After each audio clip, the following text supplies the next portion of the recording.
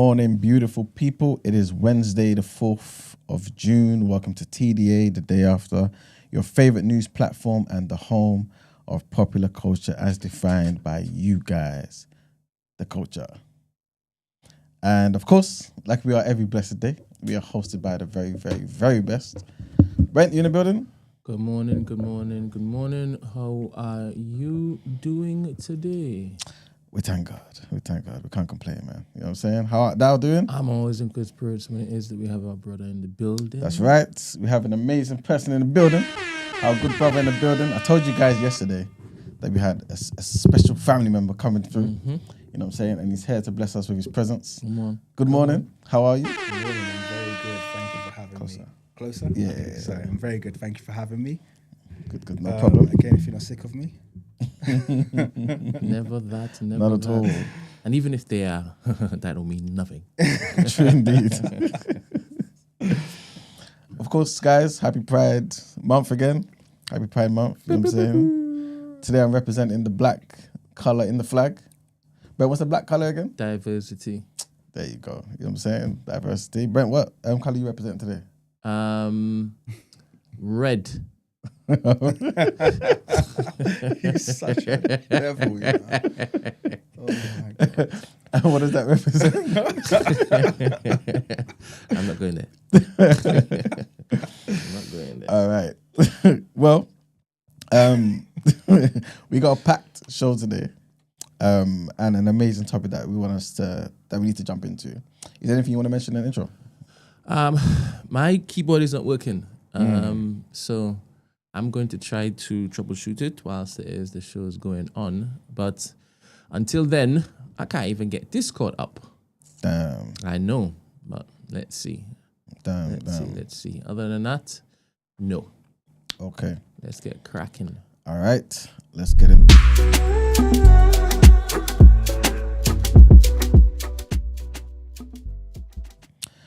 All right, people. So the UK is expected to agree this month to increase defense spending to 3.5% of GDP by 2035. This is driven by NATO efforts to rearm and keep the US engaged. A further 1.5% of GDP is likely to be committed to defense-related areas such as intelligence and infrastructure, raising broader defense investment to 5%. Despite this imminent shift, the UK government has been unclear about whether its previous 3% target was a firm commitment or an aspiration, creating internal confusion. Political tension stems from balancing increased military spending with domestic welfare needs such as childcare and fuel payments. Next headline. And Bill Gates, he's in the news, man, and he has pledged to give away 99% of his estimated $200 billion fortune by 2045, focusing primarily on improving health and education in Africa. Speaking in Addis Ababa on the 2nd of June, 2025, so 2 days ago, he said investing in human potential through health and education can put every African nation on a path to prosperity. Most of his philanthropic funding over the next 2 decades will be directed towards challenges on the African continent.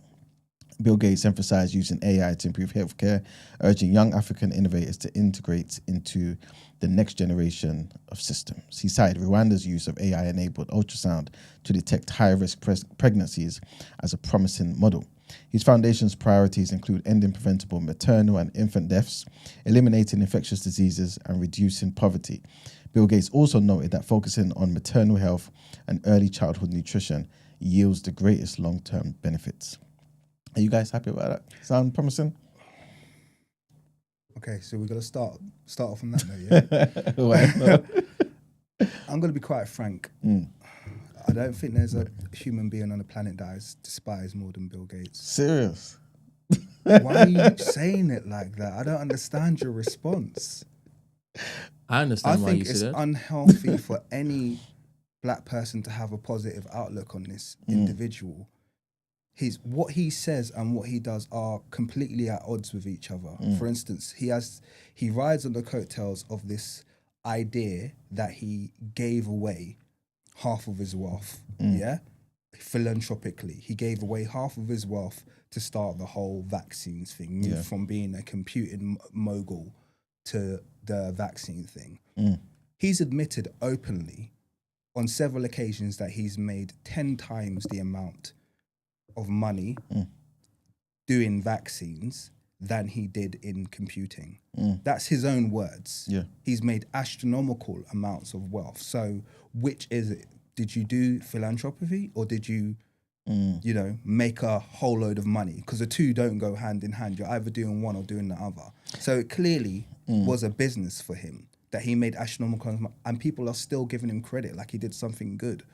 Couldn't that be him planting that seed? You know what I'm saying? Because, you know, in the Planting what church, seed? you plant the seeds and you get back more than you put in. And yeah, he's a vile human being. Did you ever see his TED Talks? I've seen 2, I believe.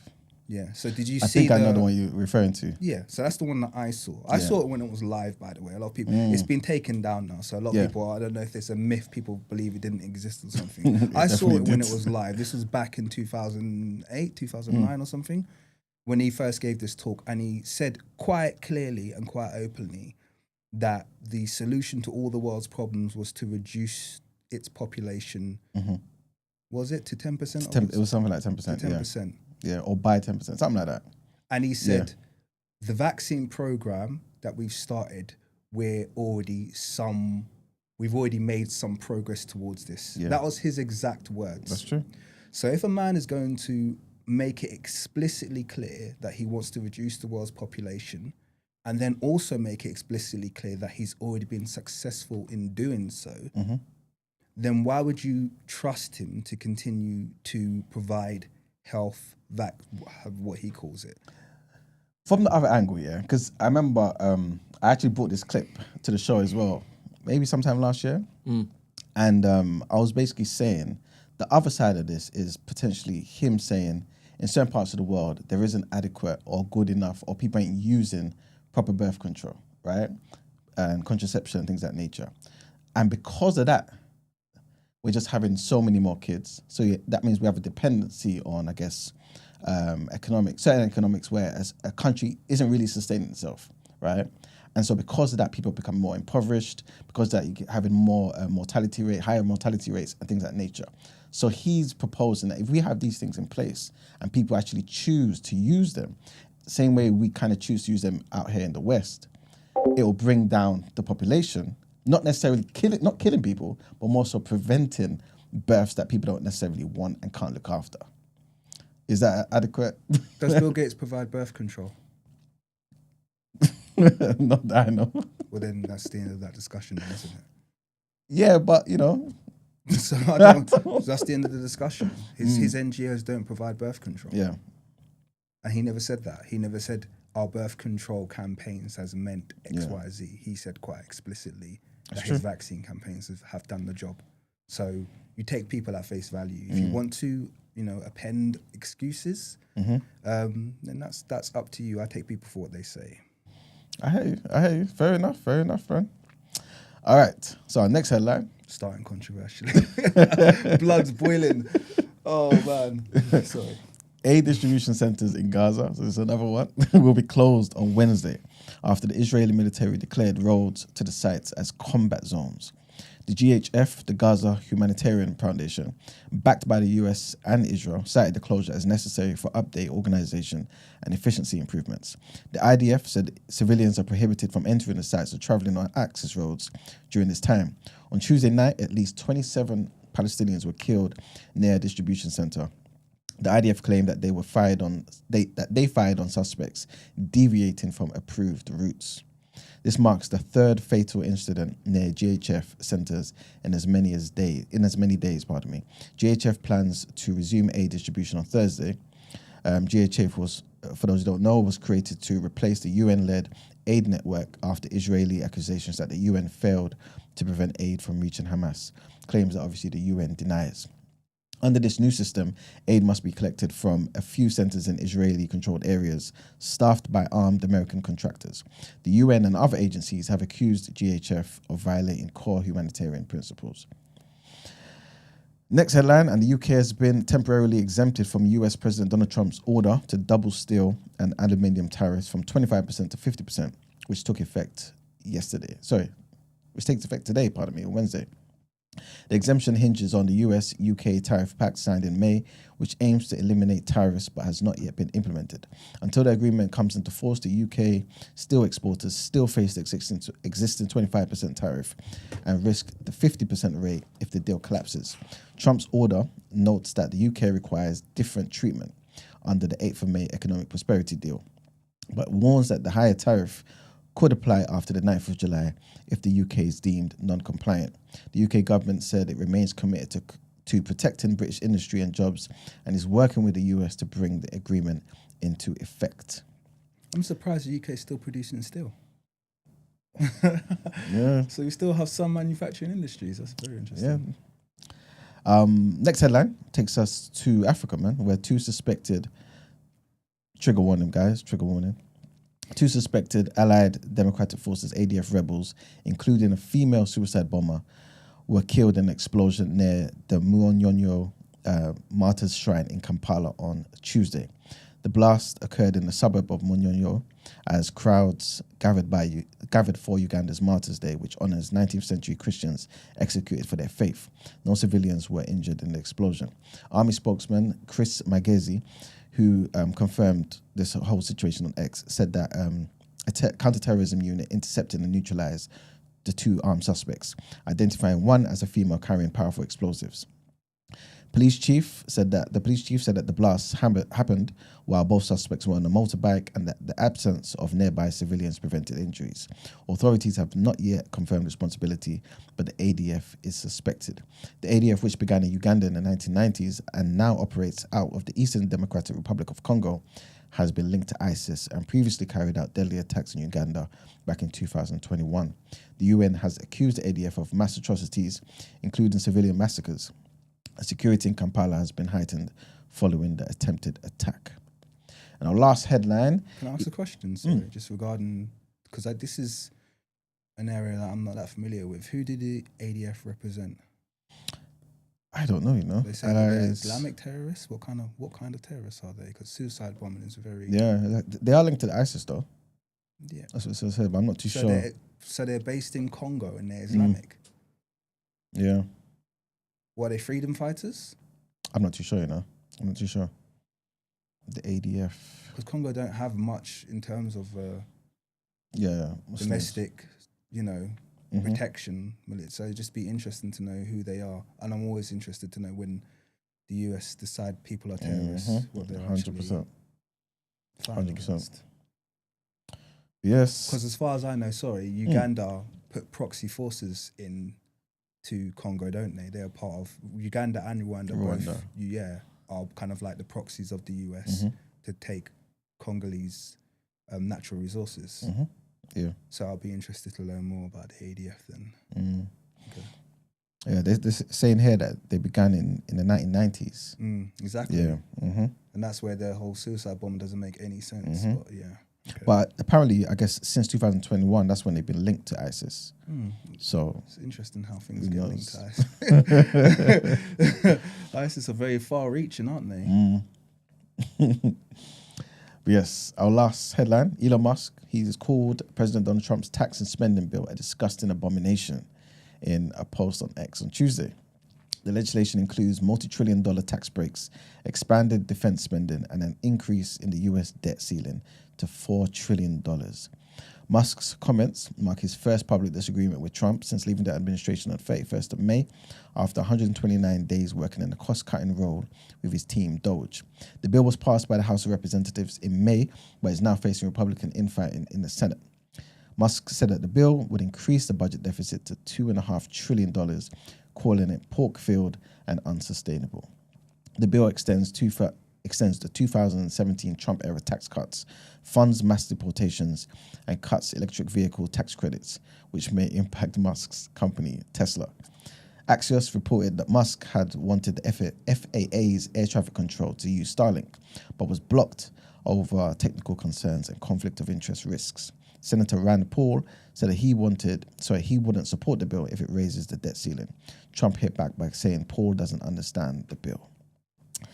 And that's it for our headlines. Time to pay them bills. Right, let's go into our asking for a friend quick.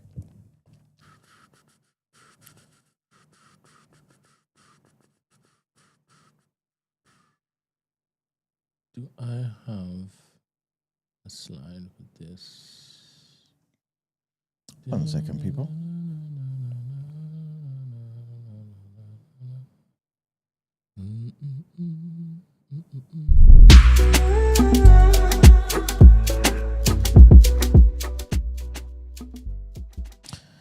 All right, so we've got a short asking for a friend here, and obviously he needs you guys' expert opinions. It's a gentleman, age 19, and he says, how do I just adjust my beauty standards for more success? I've gotten like a general average feedback, and being honest with myself, I'm thinking I'm shooting way out of my league. I don't really match the girls I go for looks-wise, so I kind of have to adjust what I like, what I'm attracted to, so I can find my wife. Is it a bad way to go about things? Is there a direct correlation with the less pretty a girl is, the more lenient her type is? Do I have to accept I might be single forever? 19, you know. What's your thoughts? It'd be good to have some details other than his wants, a list of his wants. What's he offering? That's all he's giving us. Yeah. I don't think lowering your standards. But then what are his standards? Is he just talking about standards in looks? Yeah, I think so. Because all he said is he's shooting way out of his league. He doesn't really match the girls that he goes for, looks-wise. And yeah, so he has to kind of adjust what he likes or what he's attracted to so that he can find his wife. Or at least that's what he thinks at 19. And he's basically asking, is that a good or bad way to go about things? Should he have to adjust? It's good that he's looking for a wife, though, isn't it? Yeah, that's true. That is true. So that means he's not just looking to play around. I don't know. I don't know. There's so many variables in that. 100%. Do you know what I mean? He has to really think about what he's bringing to the table. I don't think a lot of people think that way. And I think that also, in general, when it comes to the aspect of looks, women, and this, I've got to be very careful here, but women are less shallow than men when it comes to looks. If we're going to talk generally speaking, men are very looks orientated, whereas women are also looks orientated, but they also take a lot of other things into account. And there's a lot of things that can change how attractive a man looks. 100%. that I've got nothing to do. But you can, but also I'd say you can also raise everyone has the ability to raise their attractiveness, and that takes work and it takes effort. But everyone has the ability. So if you've decided you have high standards or you're not hitting the standards, then maybe take some time out, take a year or two out. Actually, if you're a guy or a girl, go into the gym, eating healthy, you'd be surprised how much those little adjustments make in terms of your personal confidence, first of all. Knowing you look better makes you more confident, and that makes you thus more attractive to, to the opposite. So there's things you can do on both sides, Yeah, 100% agree. I want to read a couple of things from the chat because they're giving the young man some advice as well, or commenting anyway. Black Rob said, someone being better looking than you doesn't make them out of your league. Exactly. You know what I'm saying? Better, that's facts right there. Demi said, you're 19, just relax, man. You're going to get some. You're going to get some. But he wants a wife, he don't want some. He just said that. He's looking for a wife. This is true. He might go like, Potter's house or something. You know them ages there. You know what's so funny? What? I'm a former Potter's house member. Serious? Yeah, that's why I'm so anti-religion now. I came out from a cult. That's a worldwide cult. That's They're deep. When you said it, that's wild. Sorry, go on. And Izzy said, there's not enough detail and he's young, but I wouldn't see it as lowering your standards, more you valuing women more than just their looks. Okay. Yeah, man. I don't think there's anything else to say, man, to be fair. If you want to, write back into us, give us a bit more detail so we can actually see the context and everything. But work on yourself. Yeah, I always say that, work on yourself. If you think that you deserve a certain standard, then work on yourself. Well, you know what I mean? You should never, if you're approaching that entire situation that this person is, better looking or out of my league, then you've already written your, you've already written out exactly how that's going to play out because that's exactly what you believe. So you have to work on yourself so that when you approach a situation like that, you're thinking that you're the one who's bringing, the standard, who's providing the opportunity, and you can do that. There's lots of different ways you can do that, but you have to work on yourself. If you know you're just not bringing nothing to the table, that you're gonna send that energy out. That's 100% facts, man. All right, I think we kind of, touched on everything. Oh, Demi's clarified. He said some means anything he wants, not necessarily sex, by the way. Yeah. That's what Demi's saying. Maggie says, 19 is so young. Maybe he should just focus on building friendships with other young women. That's something Maggie would say. You know what I'm saying? And yeah, nice one. Let's go into the last bit of headlines.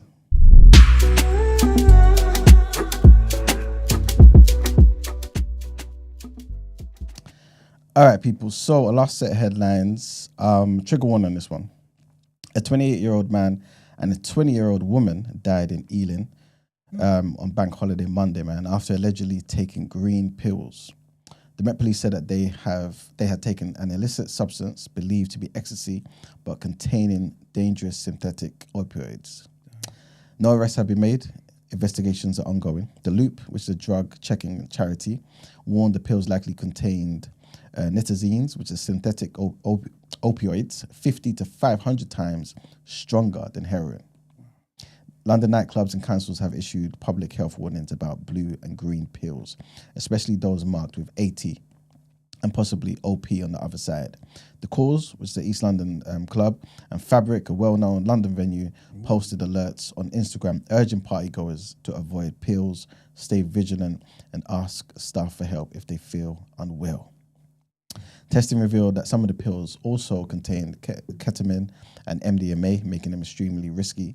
Ealing Council warned residents that there's no way to know what's an illegal pill or how an individual's body may react. Stay away, guys. Next headline takes us back home, man, where the death toll, trigger warning, guys, death toll for flash floods that devastated parts of Niger State in north-central Nigeria has risen to 200. Rescuers are tirelessly sifting through mud and debris, searching for survivors and victims, while hundreds of people remain missing. United Nations agencies and partners are working alongside the Nigerian government to provide essential humanitarian aid to individuals and households in Niger State who have been affected. Beginning 29th of May, heavy rains in the local government area of Mokwa, which is known as a traded hub, prompted flash flooding, which flattened entire neighborhoods. Hundreds were killed, thousands displaced, and key roads and bridges were damaged, disrupting movement and economic activity. And our last headline, the Dutch government collapsed after the far-right leader Geert Wilders pulled his PVV, Freedom Party, out of the ruling coalition on Tuesday, triggering the Prime Minister Dick Struth's resignation. Wilders exited after a row over migration policy, demanding 10 new asylum measures, including an asylum freeze, stopping reception centre construction, and limiting family reunification. The coalition, formed in July of 2024, after months of post-election negotiations had lasted less than 1 year. He walked out of a final emergency meeting on Tuesday that lasted just 1 minute, then posted no signature for our asylum plans. PVV leaves the coalition. The Deputy PM, Mona Kaitza, BBB, accused Wilders of betraying the country, and the VVD leader, Dylan Yesigov, said that this wasn't really about asylum at all. The Dutch government will stay on in a caretaker role until new elections are called, likely autumn of this year. And that's it for the headlines, guys. It's time to pay them bills and time to get into our topic of the day. I was going to say the far.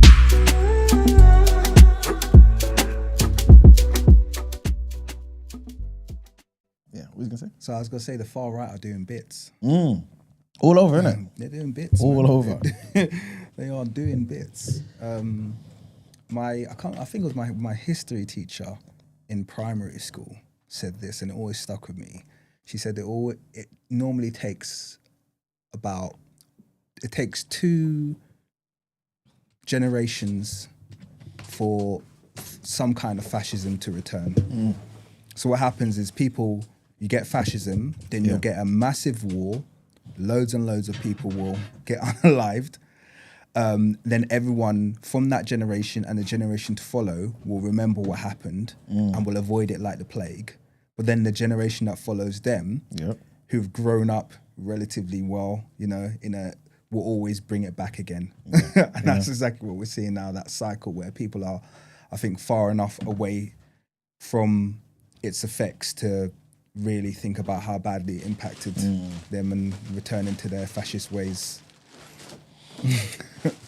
Do you think, though, people on the right may see it as exactly the opposite?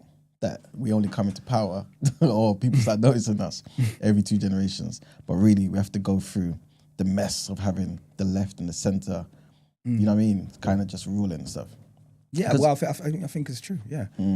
I think it's the public. The issue is not the fringes, it's the public. And what you're seeing right now is, I think, a galvanization of public opinion moving towards more far-right sentiment.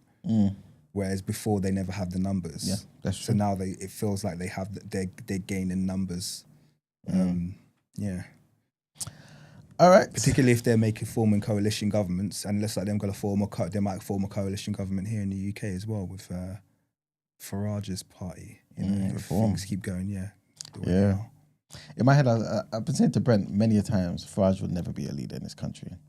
But it seems as though as the time goes by, more and more things are occurring. Yeah. You know what I mean? In my head, I would still bet against him being a leader.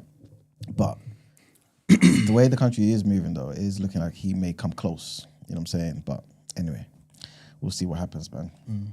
But yes, our topic of the day today is about the mighty pyramids, right?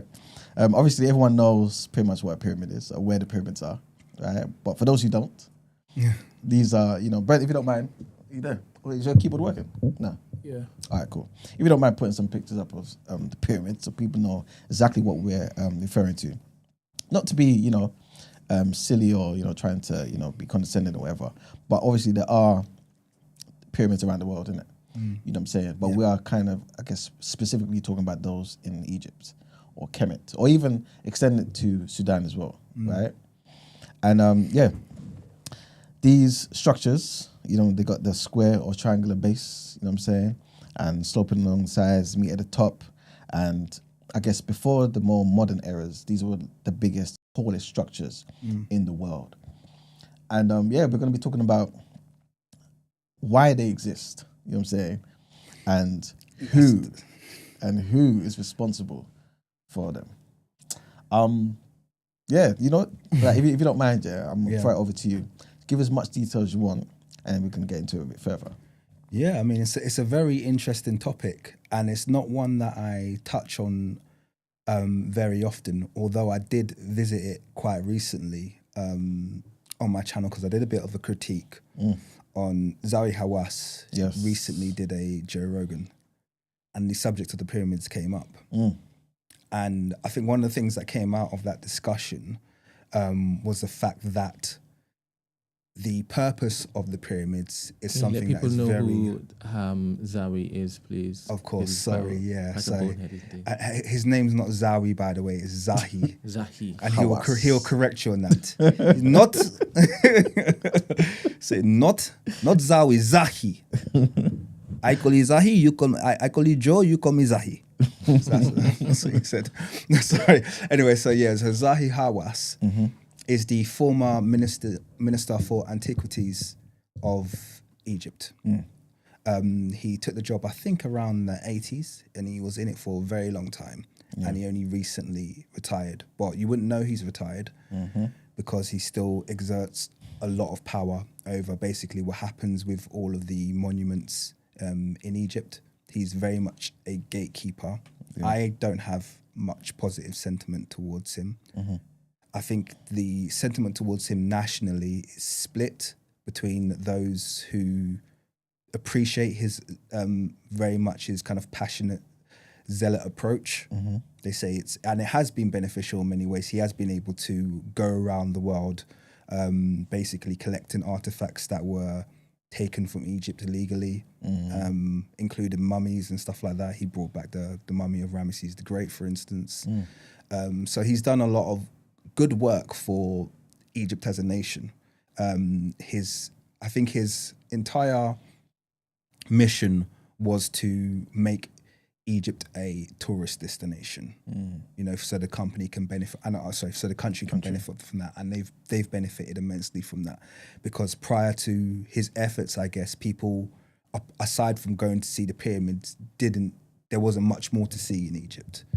But the museums that are in Egypt now, I think there's a third one that's being built now, that's opened very recently.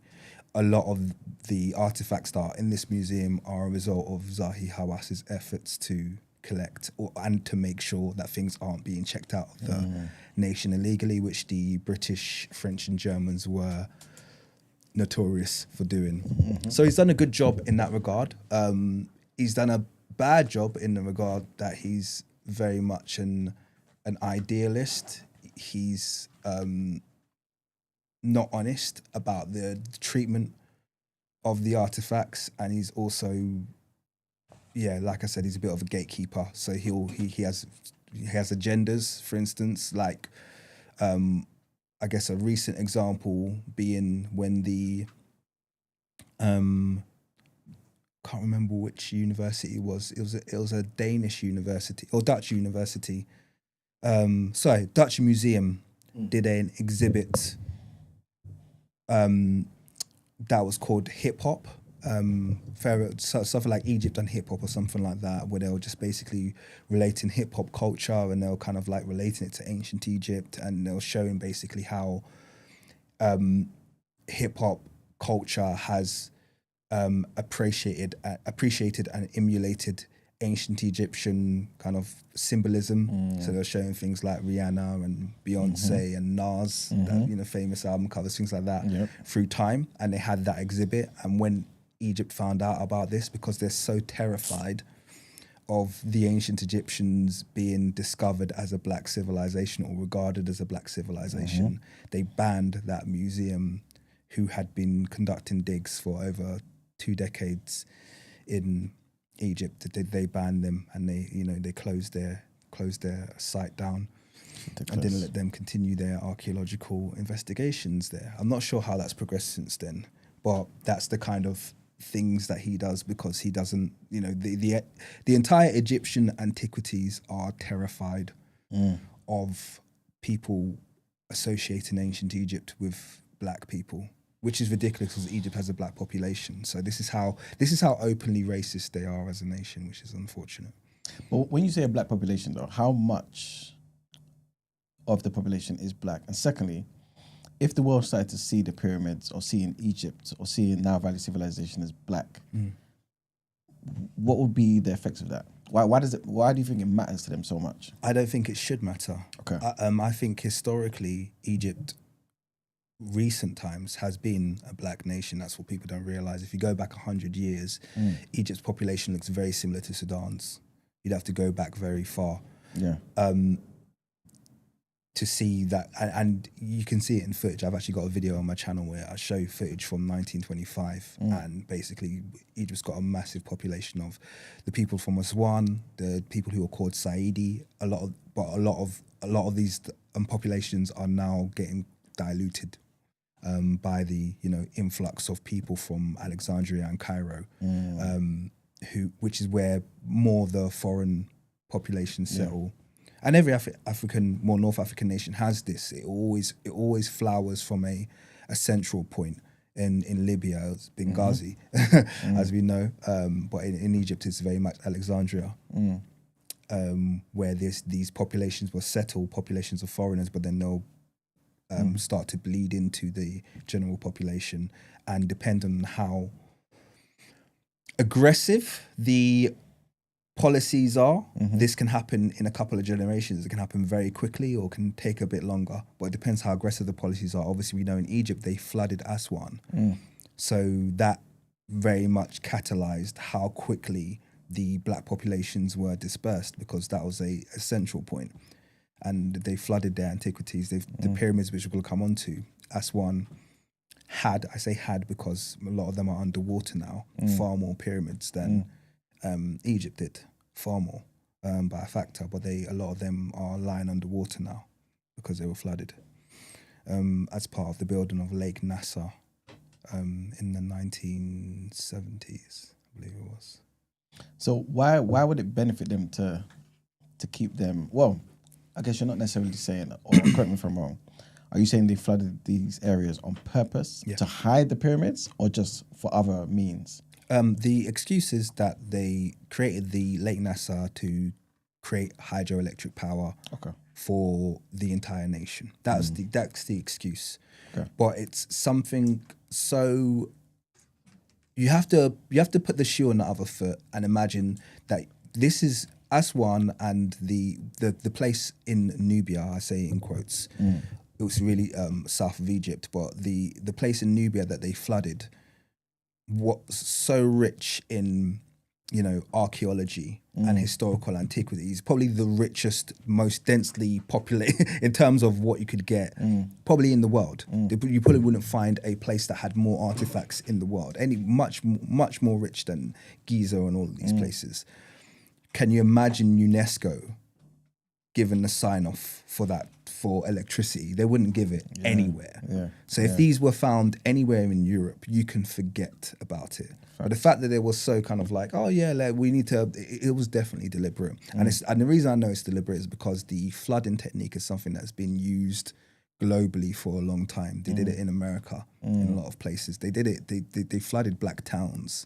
So the building of artificial lakes in places where they don't want things to be conducted is a historical go-to for imperial powers. So I, 100% believe it was, deliberate.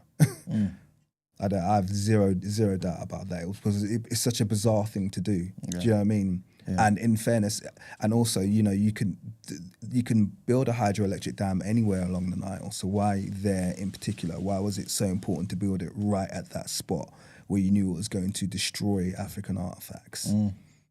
It was almost the smoking gun, the key that would have, without a doubt, made it very clear that ancient Egypt was a black civilization, and they've kind of just flooded that key.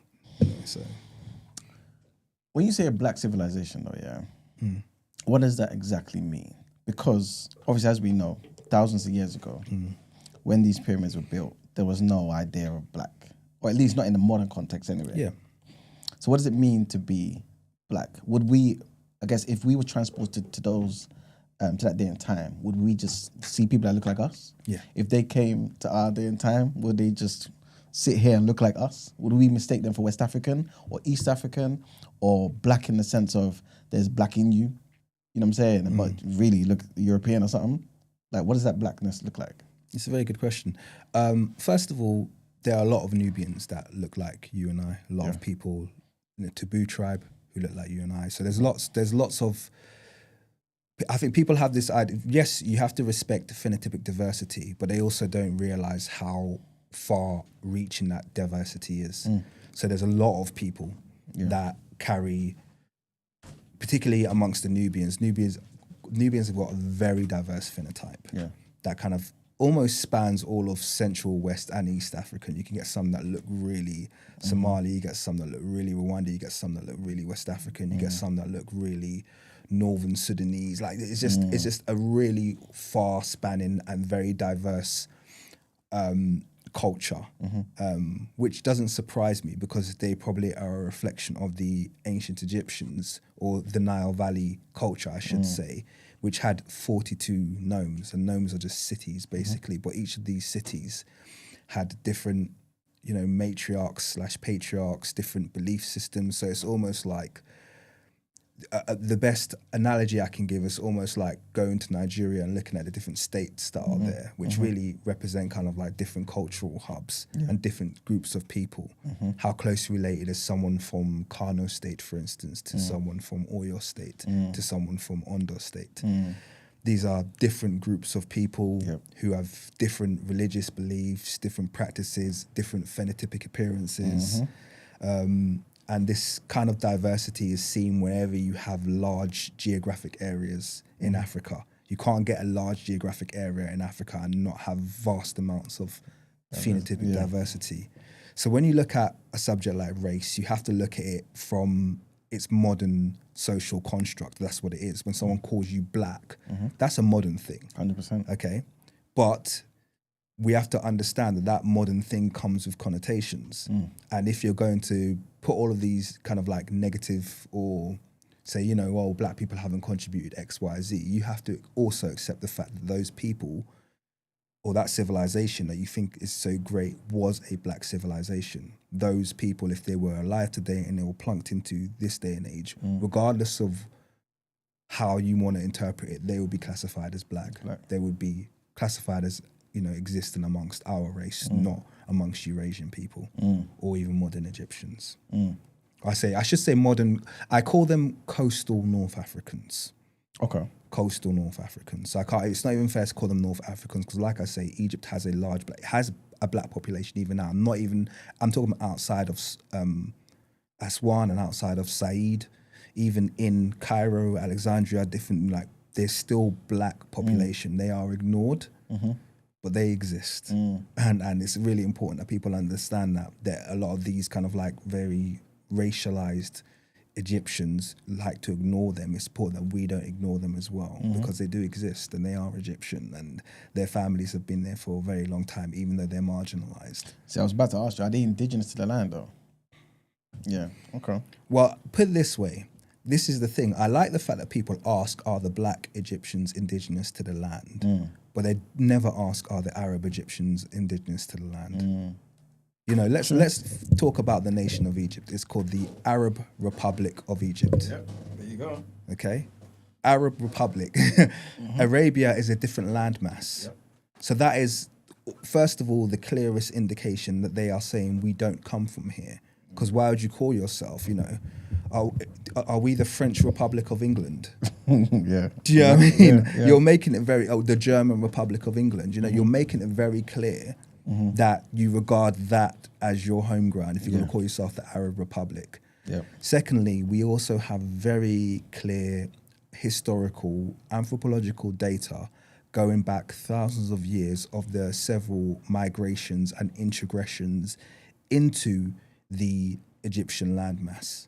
And these start from BC times. So you could start with the Persian, then move on to, you know, around 300 BC, you have the Greek, and then around 200 AD, you have the Roman, and then after the Roman, you have the Arab, and then after the Arab, you have the Mamluk/Circassian. After the Mamluk/Circassian, you have the Ottoman. After the Ottoman, you have the European. So these are several introgressions into Egypt, and you can trace where these people come from. You can trace them genetically. You can trace them physically. So when people kind of, you know, these, you know, no offense, but these blonde hair, blue eyed, or sometimes even just like, oh, I'm Egyptian and I look like this. It's like, yes, and you are European, or yes, and you are Mamluk. You are Turkish. You know your ancestry doesn't trace back to the ancient Egyptians. You're very aware of that. And most of them are. And I think that's what brings the insecurity. There's an interesting phenomenon that happens in Egypt, and it happens, I've noted, in a lot of African nations, where people will be in the nation, sometimes first generation, and they will completely shed and their entire historically, you know, their entire genealogy, their ancestry, they'll shed it and they'll say, I am from here. And they'll be first generation. And it's wild because we're growing up in England. I was born in England, but I still call myself a Nigerian. Okay? I'm very aware both of my parents are from Nigeria. But then I remember when I was in school, I would meet, for instance, Indian kids. And I'd meet them, I'd say, where are you from? They say, I'm Kenyan. I'd be like, where were you born? He's like, I was born here. I said, where's your dad born? He was born in India. And But because he spent a few years in Kenya, Yep. you are now calling yourself a Kenyan. You're not Kenyan. No offense, but you're not Kenyan. You're Indian. Yeah. And this happens a lot in African nations. So people will be one generation, just arrived. I'm Egyptian. It's like, you're not Egyptian. You know for a fact you come from Syria or something like that. But they've just decided, no, I've arrived here and now I am this. And then those will be the most passionate people who will say, this is our history. Yeah. The black ones who 20, 30, maybe even going back to the ancient Egyptians, don't have a story. Other people have made up their story. Oh, you here because you slave? Really? Like I didn't know that.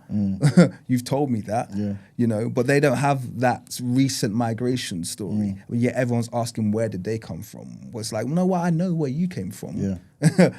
Don't be asking the black people where they came from, because they're the ones who still speak the language, who still live on the Nile, who still honor the inundations of the Nile, who still go to Ramesses temple before you flooded it. These were the people who were doing it, the black people. You weren't. You're the ones whose parents set up a stall in Alexandria and Cairo and this, that, and the other came to trade and this, that, and now you're saying, oh, this pharaoh is my uncle. Well, he's not. Von says something, and funny enough, I was going to mention this to you as well, but he said not quite. He said the Arab terminology is often tied to the religious aspect, but yes, Arab Muslims settled there from Mecca and Medina. What I was going to say to you is, a lot of people from North Africa may not say that they're from Arabia, but they have been Arabized in terms of, I guess, their language, the way they live. And so they would have that connection, but not necessarily the blood. So they would still say they're indigenous to Morocco, they're indigenous to Tunisia or whatever, but they're not. Do you get what I'm saying? So the connection, the Arab connection, is kind of like what Von's saying, the Muslim element of it. No, you can't have your cake and eat it. We all know the word Islamic has always existed. So if they wanted to be the Islamic nation of Egypt, they could have called themselves that. And there are states that call themselves Islamic nation of X, Y, and Z, but they chose Arab. Arab is a different landmass. So no, I don't accept that. The fact that you speak or practice an Arab culture is not a justification for renaming your entire nation the Arab state. You're making it very clear that you adhere to and you appreciate the ancestry of that part of the world, because you could have, like I said, you could have embraced the Islamic aspect. But why is that though? Why is there complete? If that was the case, that these are we are them, but why is there been a complete, almost a lobotomy, a complete shedding of culture where you have no connection to the ancient Egyptian culture, like zero. You have no connection to the language. You have no connection to the practices. Nothing that you do is practiced in, ancient Egypt. Yeah. Whereas if you just go to the neighboring African nations, you can see the entirety of ancient Egyptian culture alive and well. Yeah. The hairstyles are alive and well. The practices are alive and well. Everything that was done is still being done. You have no connection to that. Is that because of the nature of, this might sound controversial. Yeah, go on. But is this because of the nature of Islam though? Because I've said this many times over the years or on a show, when you take on any belief system, I believe, any religion, you take on the culture of the people from which that belief system came from. And especially, I see that very much so with Islam. So this is the reason why, even in our culture, Yoruba culture, there are some people, and we know it came from the Muslims, Yoruba people, who believe that Oduduwa came from Mecca. And you think, why the hell would you think the progenitor of Yoruba people came from Mecca? It's only because they're Muslim and they want to have that connection to Mecca. Do you get what I'm saying? Because no one could convince me that we come from, why? Why? Do you get what I'm saying? So I think it's a similar sort of thing where people in the North, they're Muslim and they want that connection, or they feel like they need that connection because Islam is their way of life. They believe it to be everything for them. And they know it came from the Arabs. Do you get what I'm saying? And so with them being Arabized, they kind of, that's the connection. Do you know what I'm saying? And being an Arab would mean that you are not somebody who came into the belief, but you're one of those who gave the world the belief. Yeah. Well, I'm glad you raised that as an example, because Islam in West Africa Yeah. is as old as Islam in North Africa. Islam has been practiced there for as long, and yet Africans practicing Islam haven't shed their culture, at least the ones that are indigenous. That's very true. They haven't shed their culture. You know, like we're talking about, you can go to Kano, yeah, and those people are distinctively Kano. You know, they haven't shed their culture. They're still Africans. They might have a lot of, you know, they might have taken in a lot of, you know, practices and this, that, and the other, but they still have indigenous language. They still have their indigenous practices, their cultures, the things that make them distinctive to that region of the earth. And yet we have a complete lack of this. The only thing that ties modern Egyptians together is that Arab Islam. That's the only thing that ties them together. Yeah. There's no distinctive thing that you're tied together by your shared practice of Islam, because that's what you're practicing as Circassians.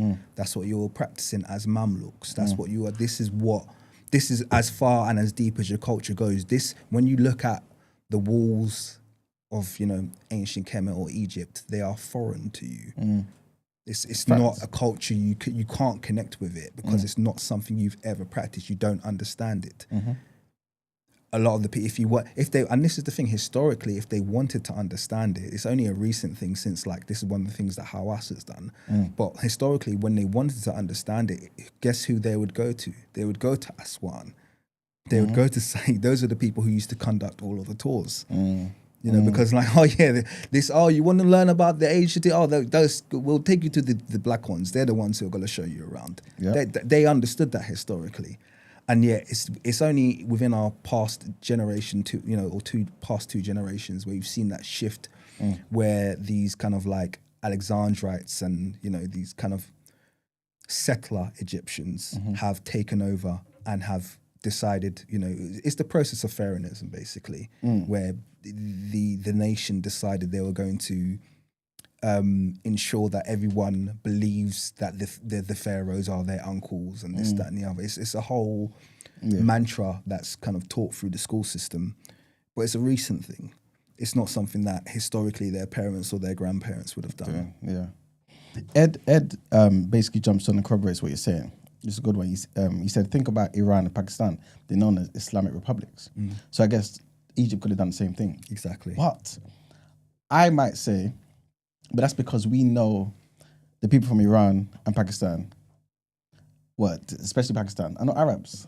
They can't claim to be Arab this or Arab that. Do you get what I'm saying? But those in North Africa, especially Egypt, that was one of the first places that Muslims came. You know what I'm saying? When they came to proselytize and take over and do what they were doing.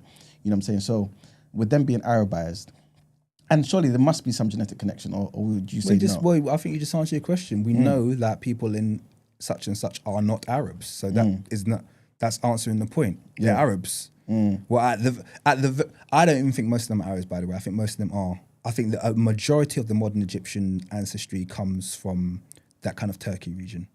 Okay, so most of it comes from the Ottomans, and prior to the Ottomans, when the Arabs took over, they imported slaves, Mamluk slaves.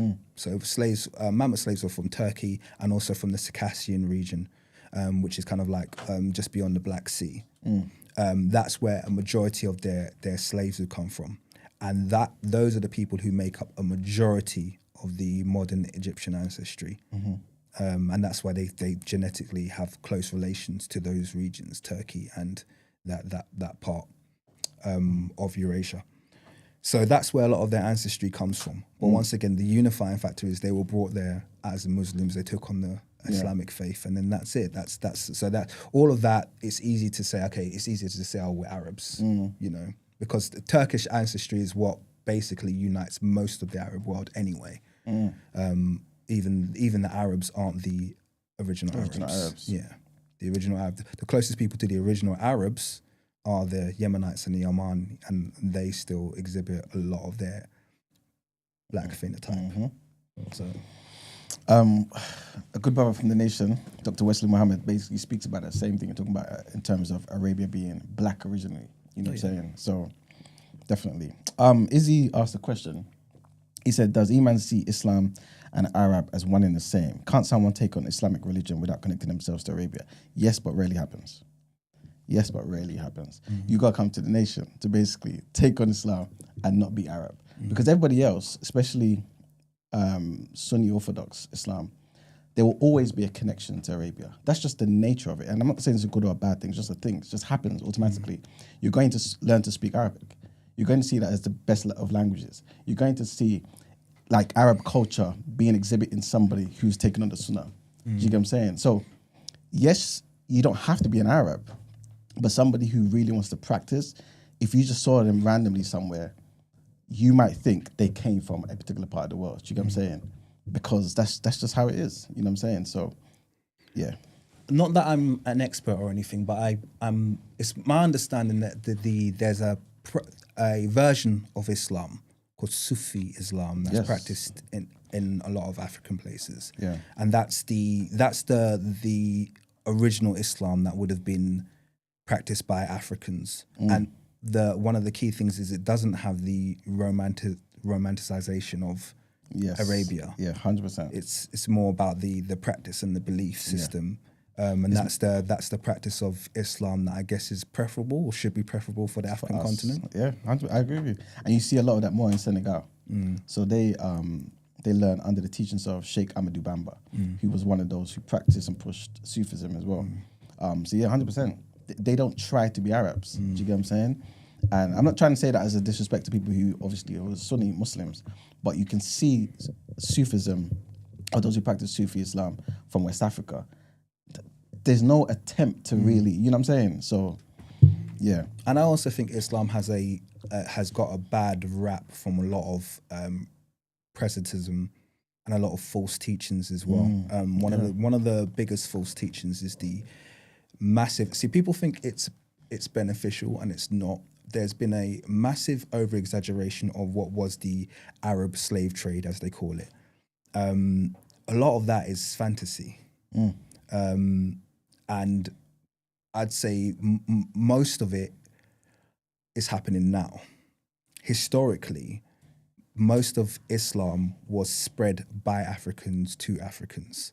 A lot of people don't realize that it wasn't. People have this idea of there being some kind of massive Arab invasion of Africa, whereas what I see historically is a very organic spread of a new system, probably under a more Sufism kind of like culture, but a very organic spread of something that people found familiar, but I think made slightly more sense to them than perhaps what was currently being taught, and it was spread across Africa by Africans. Yes, there have been different incursions and kind of things that resulted in slavery, but the whole push of the Arab slave trade was a attempt by the Europeans to normalize and to back apply their treatment of Africans. But there's far less historical evidence for it than there is obviously of the slave trade that was committed by the Europeans. And I know that's controversial, but I do have a lot of evidence to support the fact that it's been vastly over-speculated. So I don't have a really massively negative view of Islam's effects on Africa. I actually respect the fact that a lot of it has been was a choice made by Africans to take on. I think that's true as well. I think both happened though. I do think both happened. I think without us going into a conversation about Islam and how it spread in Africa. But there's far more evidence for slavery impacting Europe than Africa's. This is the thing, far more evidence. The biggest slave trade in North Africa, the one that turned North Africa from a black civilization to a mixed/white civilization, was the Circassian slave trade. There is historical records to support the fact that we have a 2,000 to 3,000 year long slave trade from Eastern Europe into Africa. That is a fact, a verifiable fact. There's a reason we know that the word slave comes from Slav, and everyone seems to ignore that. I don't understand why. We know the etymology of the word means that the practice was associated with Europeans, but they like to act like the practice was associated with Black Africans, but there's no support for it. It was associated with Europeans. That's what peopled North Africa. That's why North Africa is now a largely white part of the earth, or I should say, mixed/white part of the earth, was because so many slaves have been imported into that region over the past 2 to 3 millennia. That's a fact. Okay, so but when you say 2 to 3 millennia, these must be different groups of people then, and not just one group of people around the Turkish region. It's the Circassian slave trade. It's a very specific thing. The reason I say 2 to 3 millennia is because one of the oldest people to write about, I believe, was Herodotus. So there's a doctor called Dr. Nell Irvin Painter who speaks about this, basically, where Herodotus was listing the different tributes that were devoted by different nations. And when it came to that part of the earth, the Caucasian region of the earth, Georgia, where kind of modern day Georgia is now, they're the only part of the earth where they were tasked to commit a number of people. So this is, obviously, I think this is the Greeks collecting their various taxations or whatever, their tributes from around the world. But the Circassian part of the world is the only one that would commit, 500 men, 500 women, 500, that was a part of their commitment. And that was an unbroken trend historically. An unbroken trend right up until the Ottomans closed off the Black Sea in the 1800s. So we're talking about over 2,000 years verified slaves from that part of the world. It was a lifestyle for them. So they would breed their families. Children would grow up, know that they were going to be sold. If you're good looking, you're going to be sold, basically. That part of the world, that was what they were renowned for. That's why they're called that's why we called it slavery. Not slavery, slavery, to move people from that part of the world into Africa. That's what slavery was. But the reason why I'm saying what I'm saying is because over that period of time, you would have had different kingdoms coming up. So, for example, even if you go back to the 7th, 8th century, when the Arabs with Islam came out, would they have subscribed to the same thing? Would they just have taken people from that region? Just because that's what the region was known for. That region produced people. That's what it was known for. That's what different regions have their produce. The produce of that region was its people. That's historic. That's historically verified, and we have everything right up into Hans Blumenbach still writing about it several thousands of years later. This is just a practice. Everyone indulged in the fact that this part of the earth gives up its people. That's a fact. Somehow that history has been, transmuted onto Africans but there's not much to support it. This is my point. In that, name a region of Africa that has ever accepted slavery. Name one region of Africa. Because people are like, oh, you're there. The only reason Nigerian DNA is in this area is because of slavery. Name the Nigerian people that accepted slavery. Name them. Because I can name the European people that accepted slavery. But then we can, I guess, speak to the types of slavery. Because obviously it's one of those conversations that becomes some sort of, you know what I mean? But do you want to be specific about the types of slavery then? Because someone may say, indentured servitude is slavery. Some may say chattel slavery. That's the other extreme of slavery. What are you talking about? Are you saying all of these? Are you saying... Well, if we're talking prior to really the 1700s, then we're always talking about indentured servitude. Okay. I.e. the possibility of serving a term and becoming free afterwards, or even being sold into slavery and being married and having a family after a period of time. And that's what happened in North Africa. That's why North Africa has become the mixed region that it is. It used to be obviously purely black region. Now it's very, very mixed. Coastal North Africans, because all of those people who came in would eventually over time. Now, by the way, let me make something very, very clear. I'm not justifying all kinds of slavery, because we know that the slavery that was contemporaneous with chattel slavery that happened in North Africa by the Barbary Corsairs, that was barbaric. We have written records about what they used to do with the Europeans that they used to capture, because the Barbary Corsairs used to capture people from the coast of Devon, all across the UK, all across Europe. And this was during the time of transatlantic slave trade. So this is something they don't like to talk about. During a time in which black people were being enslaved in America, whites were being enslaved in Africa. It's a very interesting time of history that they like to kind of like wash under the carpet. This is an actual fact. And people would write about, I think it's Thomas Pellow, who has kind of like the famous biography, because he was taken into slavery for a period of time and then managed to escape. And the stuff he spoke about was horrendous. But this was happening, you know, I think they said 25% of Devon's population was captured by the Barbary Corsairs. So we're not talking small numbers here. We're talking, you know, hundreds of, this is one of the reasons why Britain abolished the slave trade. But the 1807 abolishing of the slave trade was to basically give them the legal right to militarily start attacking North Africa, who were routinely capturing slaves on the British coastline. So there's a whole history behind how we got where we got to, basically. But yeah. Sorry, just run it by me again.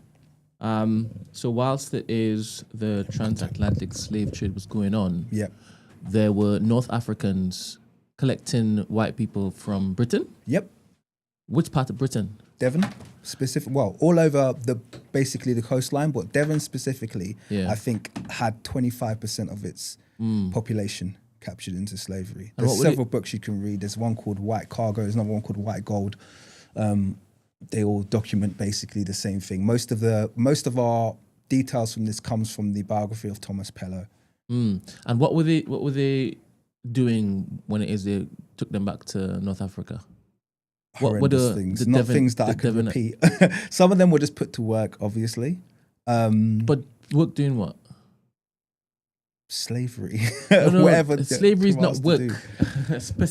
Specificity is what I'm asking about, right? Yeah. When you think about the transatlantic slave trade, you think of immediately cotton, right? Not necessarily. All right, tell me what you think of immediately. I think of them doing whatever they needed to do. I think of sugarcane, if I'm talking about That's West Indies. Yeah. All right, tell me about America. America, okay. So you've mentioned cotton, but also building, manufacturing, anything that can make capitalists. When you say manufacturing, because I'm only going for the top of the pile, right? The top of the pile, what has been exported globally in imagery, in media, is cotton. Yes, I'm not trying to be flipping pedantic. I don't want to. I don't think I need to go into the specificity of all of the jobs that they basically were told to do, because some of them were just house help, right? Yeah, and they weren't doing no cotton stuff. But that's my point. I think it's far more nuanced than I think the cotton discussion simplifies what was essentially the core of slavery is free labor. That's what people need to understand. Free labor. The purpose of free labor is to make a profit. And the question I'm asking is, what labor were they doing, the Devonites? Everything. Everything and anything North Africa's wanting them to do. Some of them were tortured for pleasure, if you're going to believe the words of Thomas Pellow. So it's really, it was barbaric. Remember, the trade of slaves, the trade of slaves, first of all, was an industry in itself. So the people who capturing them weren't working them. The people who were capturing them, captured them to sell them. That was the product. And then when they sold them, it all depends who they are selling them to, what they would end up doing. Some of them might be looking for a harem, just want some women. Others might be looking for men to do this. Others kind of like, well, these men are useless, kill them all.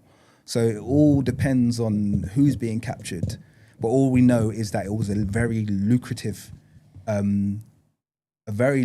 trade for the people for the Corsairs who were doing the capturing. It was very lucrative for them. Cool. And why specifically Devon? Well, that's just one of them. I give that as an example because they had such a high proportion of their population, but it wasn't specifically. It was all the coastal regions of the UK were in danger.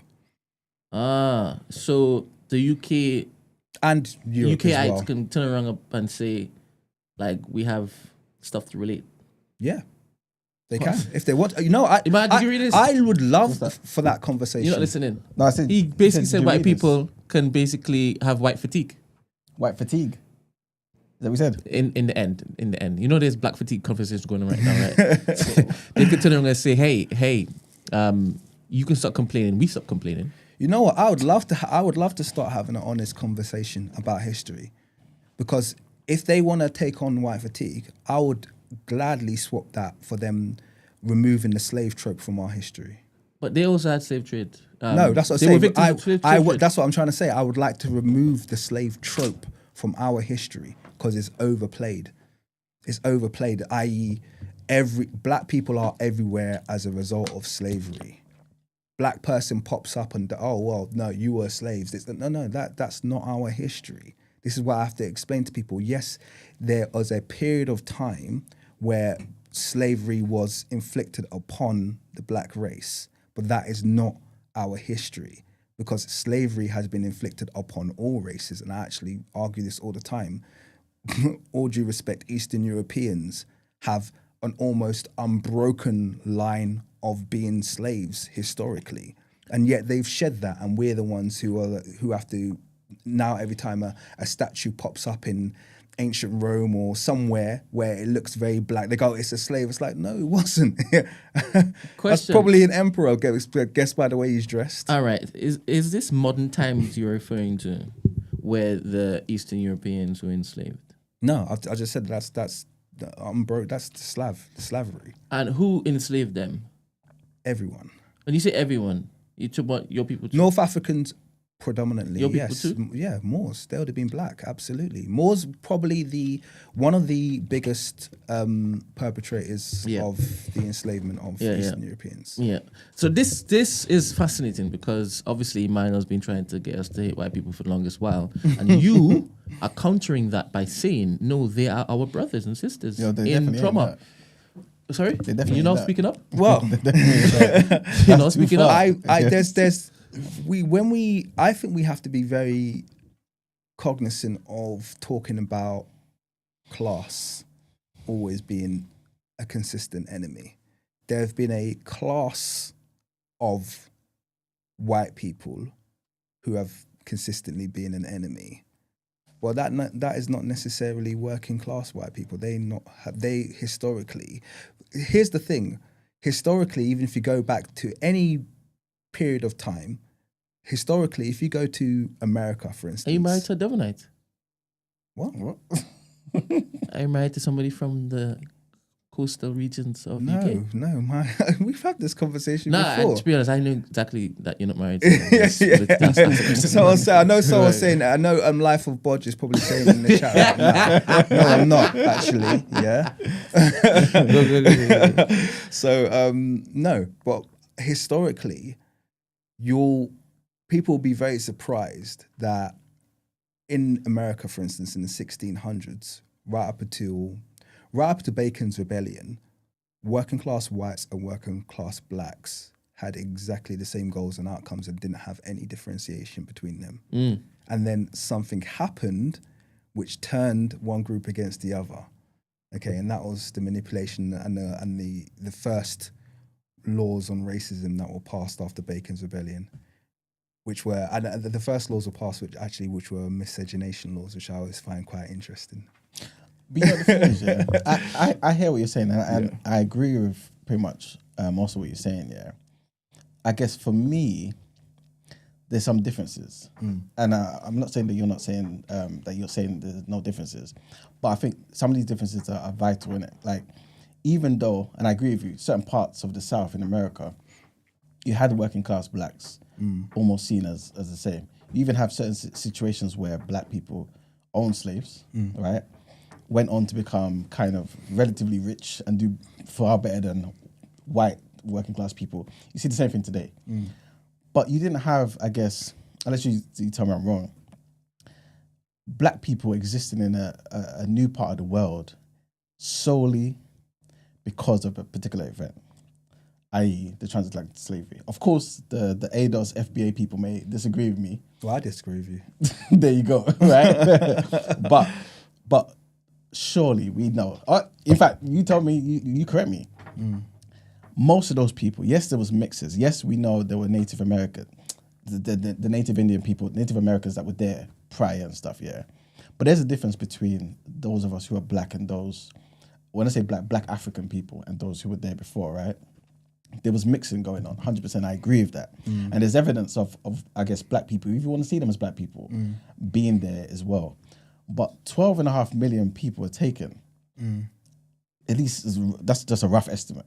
Up to, if you want to talk about the entire African Holocaust, Dr. Khalid Abdul Mohammed says up to about 600 million people, Africans were moved around, right? And you've got people in America that you know have been there for 400 or 500 years now, solely, obviously you would disagree, but pretty much the majority then, because of this entire event.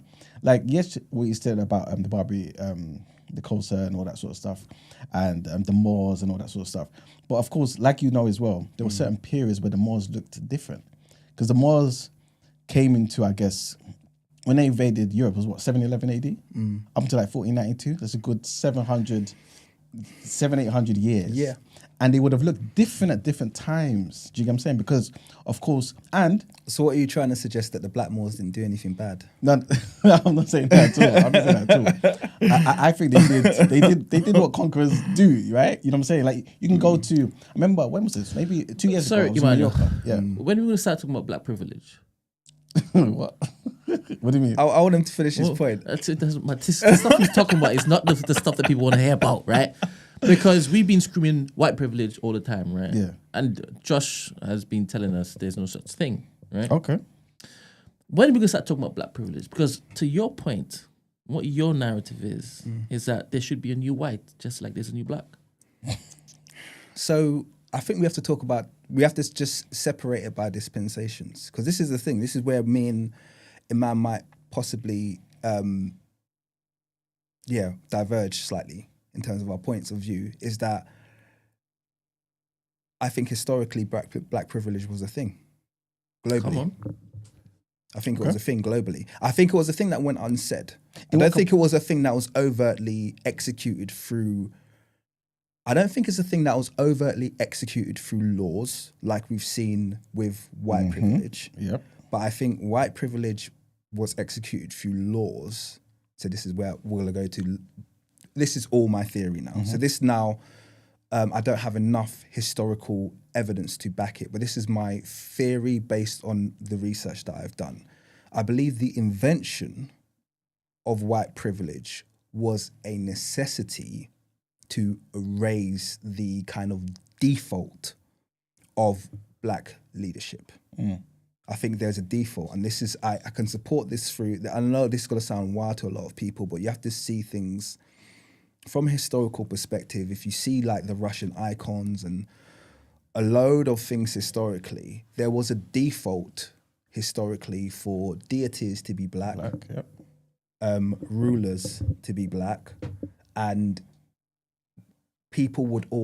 populations would always default back to that. So even when there was an effort made to remove it, like by Thomas Cromwell, remove it in all of the art, 90 to 95% of British artwork was completely destroyed. And a lot of people don't ask what was destroyed during that period. I know what was destroyed, but I'm not going to go into that right now. But the point being that England still started to default back to that perspective, which is why racism was invented. Because if you're going to remove and change people's default behavior, you have to then erase everything that associates that. This is one of the reasons why, this is going to be conspiratorial to a lot of people again, but this is one of the reasons why Meghan Markle has been received with such hostility. There's what a lot of people don't realize is there's actually a deep-seated fear in her image. Yeah, but there's a deep-seated fear in her image. That's the thing. There's a historical trauma linked with her position. But anyway, that's gone into, because I already said I'm not going to try and qualify that, because it's too much of a rabbit hole to go down, and people will be like, what the hell is he talking about? And I appreciate that, so I'm not going to go into that anymore. So white people are getting a lick back. Interesting. You agree, Emmanuel? I don't think it's a don't lick see that back. I think it's more of a they're getting their own. Is it just If the that ebb and makes flow sense. of humanity? Yeah, to some extent. So why do you villainize whites so much, Emmanuel, if blacks did the same thing? As in, they started it. So what exactly? They are you were saying? They well, started? whatever it is that you're talking about, this is what I'm asking. Yeah, but then you're obviously saying black people were the same, and But that is what the Devonite lover is no, positing. but he's not saying that though. Oh, he's not. He's not what saying I'm saying. that. Okay, all All right. right, so let me clarify. Yeah. I thought you said that they started this. Let me slavery clarify. thing. So what I'm saying is, on a very, very, let me put it in a very simplistic way, and perhaps people will get this a bit more. The whole world agrees with the out of Africa theory. Yeah, would you say that's the scientific consensus so. right What now? is That- the out of Africa theory? That's all black. That's all of human mankind beings. originates in Africa. Oh, Emmanuel believes that white people were made by a guy with a big head. We did the acute conversation that's the last one, that's the time. We guy. did that last time. But if we're gonna go by the scientific consensus, it's out of Africa theory, and it's still the scientific consensus, although it is moving slightly now. But anyway, so the idea is that all people originate in Africa, and that original man we know is black. The reason we know he's black is because the people who carry 100% Homo sapien ancestry are black. Full stop. There's no one on this planet right now who is 100% Homo sapien who is not black. African, specifically, Yeah, specifically black African, yeah. but black. So we know that those two things go hand in hand. So then we can go on to postulate that the original man to populate the planet was a black man, and then over time, different things happened, and different races started to kind of come out of this black race. Okay, now why is that significant? Because that meant that black was dominant, and it remains dominant, even though we are much smaller in number now. Black was dominant globally, and as such, everything in terms of iconography, in terms of what we're familiar with, in terms of our myth making, our writing, everything is going to refer to what we knew historically. And this is why. It wasn't because black people are particularly special.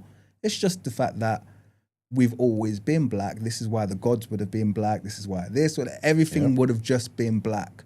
And that was even as other races start to emerge, we look historically, Buddha, it doesn't matter what part of the world you go to, India, the blue gods are black gods, okay? It doesn't matter what part of the world you go to, there is this definite worshipping of the black figure, the black Madonnas across Europe. That's a fact.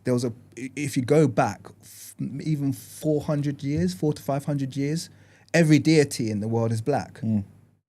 That's a hard thing to shake. So what I'm trying to say is shaking that, change in order for white people to legitimize rule, they had to entirely erase that image because mankind would continually default to it. That's at least what makes logical sense to me. So they are just bringing balance. They're You could argue that. correcting the overcorrection. Overcorrection would be fairer. I think overcorrection definitely would be fairer. You know, a lot of white people would love to hear you talking. Is it? Yeah, because basically, you are their Black Knight. I don't think they would though.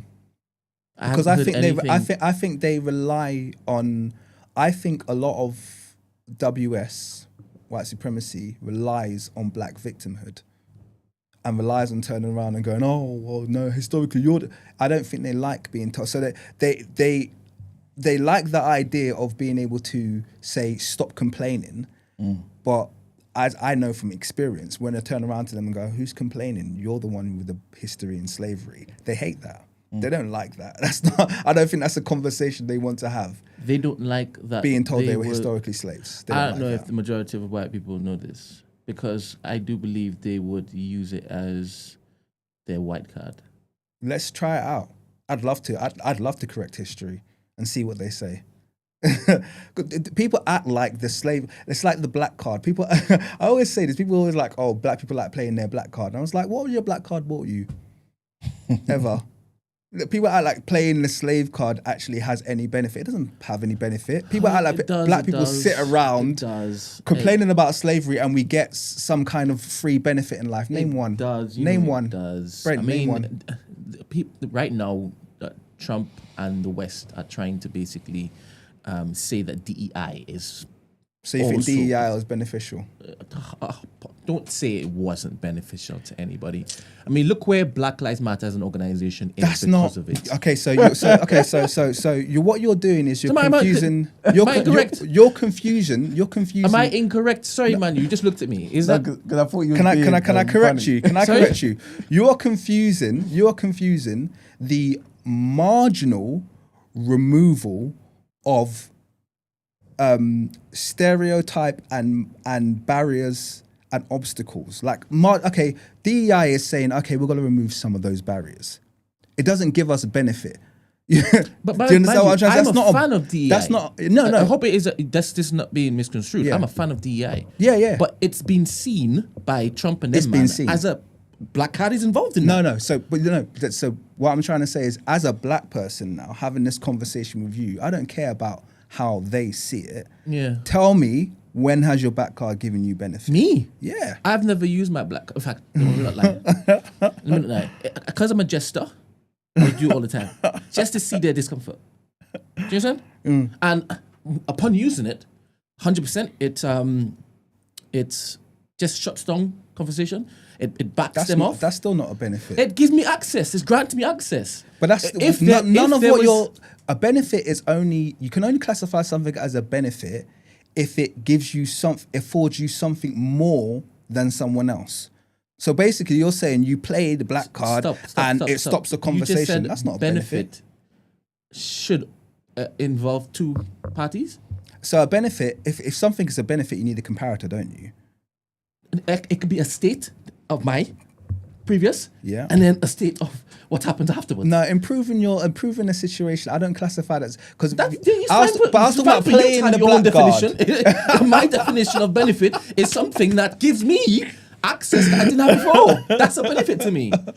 No, but I'm not. Okay, so I guess I'm defining it differently. Yes. So that's fair. I understand your benefit. I understand your description. I'm talking about, but when I asked the question, I said specifically, name me a time that your black people act like basically black people go around playing the black card and it gets them all of this stuff. It's like, oh yeah, I just walked into this job playing my black card. It's like, it doesn't happen. There's no benefit that comes from, going back to our original conversation, there is no benefit that comes from the slave narrative.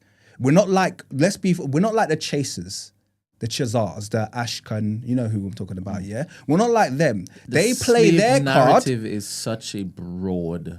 No, it's absolutely broad, and I'm going to stand by it. They play their card, and they got reparations, yeah? They get to say, shut up, don't talk about us bombing another nation. You have no right. We're going to lay this card down on you and silence you. They can get you banned from They have every benefit. Black people don't have any of these benefits. Why would we hold on to slavery? It doesn't give us anything. So you are comparing it to others who have cards that give them more benefit than that black give them people. actual then benefit, say that, real benefit, right? Real then benefit. Say that. You should say that, but don't say that on the ground floor. That the grassroots, that particular card doesn't. I don't think it does. Of course, never mind. I don't want to get like bugged into this. So basically, what does black supremacy look like? Because this is what you said that we were back in the day, black supremacists. I never said that. But this is what you were implying, no? I was implying because I don't want to make it. I don't want to give an equivalency to white supremacy, because white supremacy was an invention that says your race is now going to afford you, regardless of whatever, a superior rights, superior lifestyle. And also, more importantly, it's going to prevent. Because remember, white supremacy is not so much the elevation of white people as it is the denigration of others. That's how white supremacy tends to And work. the So if you black look at the supremacy is original, not the same. well, there was no And written I love that laws. you've now clarified. When you said that them Polish man them could basically say, hey, you and me are brothers, you just said that's not the case. In what you've just said just now, you've said, yeah, I shouldn't really basically just compare them. But I think you said it, and I said, why not? I would not. If we want to embrace what history actually looks like, it's really messy. This is why I say to people, yeah. As a black person, I went into history thinking that black people can't do no wrong. So it's kind of like, oh, something evil happened there, white man. Something good happened there, black man. That was literally my thoughts. Then if you look at history properly and you start to realize some of these characters who were very questionable in the things they did were either fully melanated or partially melanated. And you start to realize this isn't so black and white. Do you understand what I mean? This is like, no, black people are as capable of evil as white people are. Perhaps not to the extent. I think we live in a white supremacist world where it has extended. You know, it's gone into something very different in the last 200 to 300 years, and I think that all came in with the invention of racism. But there was still a capability to be really bad. You know, I hear what you're saying, yeah, but I think for me, where I guess I'm sitting back and I'm listening, yeah, where I see the holes, for me anyway, is that certain things occurred at a time where race didn't exist. Yeah, absolutely. And after that, race did exist and other things occurred. And the motivation, the intention behind particular acts was down to race. Prior to the black man existing, the white man existing, people weren't moving like a race. It was just based on specific people. So there were Yoruba people, there were Fula people, there were all sorts of different tribes all around Africa, around the world, whatever it may be. Right? Europe wasn't just white people; it was different tribes. Hence, it would be it's the perfect reason for why the whole Slavic slavery occurred. Because why would you just do that for your own people? They weren't one people; they were specific peoples who were doing particular things that was part of their culture. Do you get what I'm saying? You had Romans doing particular things. So all of these things changed, and the Greeks and Alexander, and like you said, it's very messy. I think what people may get misconstrued is that some of this information is being conflated because we're taking information from different time periods, kind of squashing them together and taking a particular conclusion from it. I think for me, white supremacy, of course, there is no white people are getting their leg back because there was no black people trying to do things to white people back then. Yes, absolutely. Do you get what I'm saying? And can I jump on something that you just said there as well? It's really important because you made a brilliant point. Historically, we actually live in the most racially stratified world ever. A lot of people are like, oh yeah, the world's really mixed now. It never used to be. The reverse is actually true. We live in the most racially stratified world ever. You had Europe was a very, very multicultural place historically. And we know, and when I say Europe, I mean Eurasia, multicultural. And people weren't defined by their race, okay? You could have someone who historically was described as black living alongside someone who historically was described as white. And you know what they would describe themselves as? Not even even this whole idea of a nation state, that's a recent thing. People are like, oh, well, the Romans. Romans didn't call themselves Romans on a day-to-day basis. People described themselves by the city that they were from. That was the historical, that was the primacy in history. That's how people would know not only your character, but they would know kind of what your religion was, because that would be the kind of line of ancestry. A lot of people don't know, coming from Africa, Africans are the only ones who currently still do it.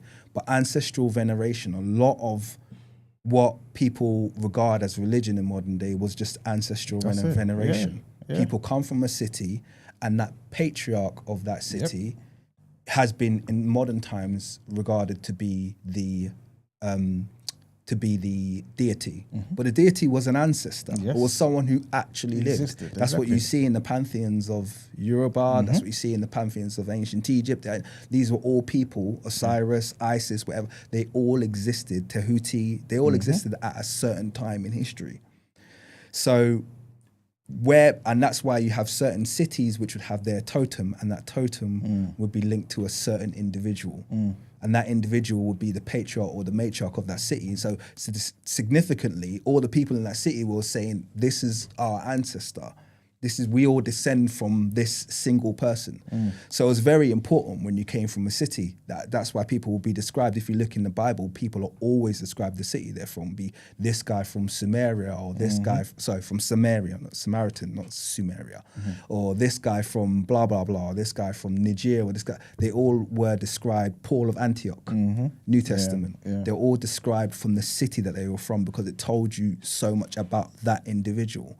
But that city name was not necessarily and often not linked to a specific phenotype.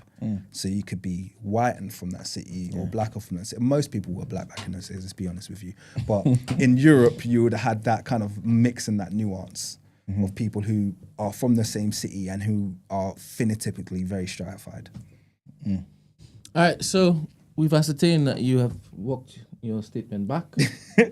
We ain't the same. We haven't gone through the same trials and tribulations. Yes, I'm gonna agree with you because there's no point. but this is what Emmanuel basically looked up to suggest. No, the importance of context within the time jumping conversation. Right. Yeah. All right. Cool. That's all I wanted, because I personally felt as though I was in a room with an up. Why did you feel that way? I don't see Well, now why you've walked it back. I don't. Yeah. I've changed my mind. I don't see why people feel threatened about the fact that black people aren't the only ones who are historically enslaved, and actually black people are even. No, we're doing it again. We're doing it again. You've clarified, Good. right? What you should have said. So I don't feel that way anymore. I went Do you in understand? with the headline. Sometimes I'm guilty of that. You know? Yeah, the beat, yes. Yeah, but the man was just sitting there. I'm thinking, why are you not talking? You mean? Yeah. When he's saying that I like to listen, they though. went through the same thing as we went through, and But I like to heard listen. nothing from your side. Because what people do is to just talk. I like to listen, and then I know what your position is, so I can speak to it. But you never kind of walk your stuff back. You mean? Yeah. How do you feel that this intelligent man has just walked back something? I think I'm prepared to walk myself back. Oh, serious? I just need somebody to. What was the give- last time I you just- walked back? I What was the just, last time I you just walked need back? somebody to say something to make me wrong. I don't understand. Right. You know what I'm saying? That's all. But anyway, remember we're talking about pyramids. Yeah, you didn't Let's tell me go to who built the pyramids. I can't Was it the remember why I went Polish? off on that Was it Devonites? But it Alright. wasn't the Hebrews. So Anyway. this is very. Oh my god, that all happened because I was trying to talk about Zahi Hawass. I just realized. Bloody hell! Sorry, I apologize, everyone. All right, so the point is that it's very contentious about who built the pyramids. Okay. There's quite a few different schools of thought. So there's the thought that let's talk about the conventional Egyptological view, as supported by Zahi Hawass, who believes that the pyramids are built in the Old Kingdom Okay. during the fourth. Well, I'm talking about the Giza pyramids, by the way, the Giza Plateau pyramids. So these are the three great pyramids. Yeah. The first pyramid was built in the 3rd dynasty by under the rule of a pharaoh called Djoser, who some people believe the biblical name Joseph comes from, but I don't understand why, because they're completely different characters. But it was designed by his architect or a polymath called Imhotep, who you probably heard of. Legend. Yeah, so he's the one who designed the step pyramid of Saqqara. It still stands. It's a massive structure, and it was based on the mastabas in Egypt, which were basically a single tier of that. So the idea is now that you put multiple tiers. However, some people have postulated that the step pyramid of Djoser was built after the Great Pyramids, and that was like the best attempt at recreating something that had stood for thousands of years. Because there are even some Greek historians, who mention that the pyramids go back tens of thousands of years. So it's by no means unanimously agreed. But if we're going to talk about the conventional timeline, Step Pyramid of Saqqara came first. And then in the 4th dynasty, we kind of had our pyramid building frenzy. So I think the first pyramid was built by, I want to say, the Great Pyramid. I think Khufu was the Great Pyramid that came next. And then that was followed by the Pyramid of Menkaure. And then the final one was this Pyramid of Khafre. I think that's the order. And then there was the Sphinx. However, once again, the Sphinx, the evidence that it's Khafre, I don't think the Sphinx was built by Khafre. It's another thing that they believe is really old.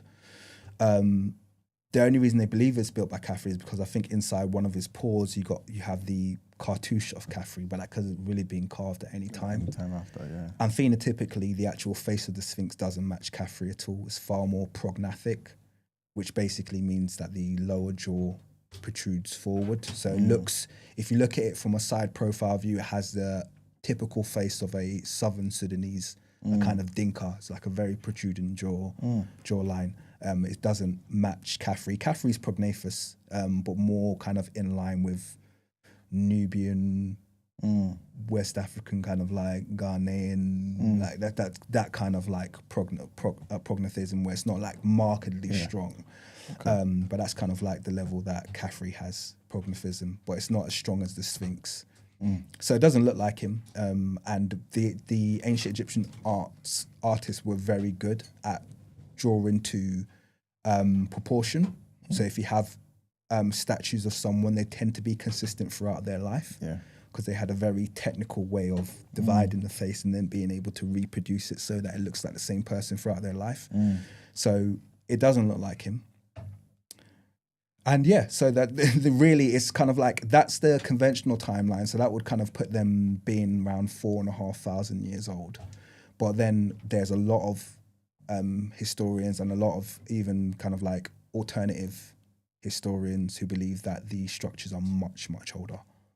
I want us to stay with the more accepted by scholars timeline. But before we do you actually think, because I believe, I can't remember the guy's name, something Schwartz, he talks about the weathering patterns of the Sphinx. Yes. And the reason why he believes it goes back to maybe up to 50,000 years. Yeah.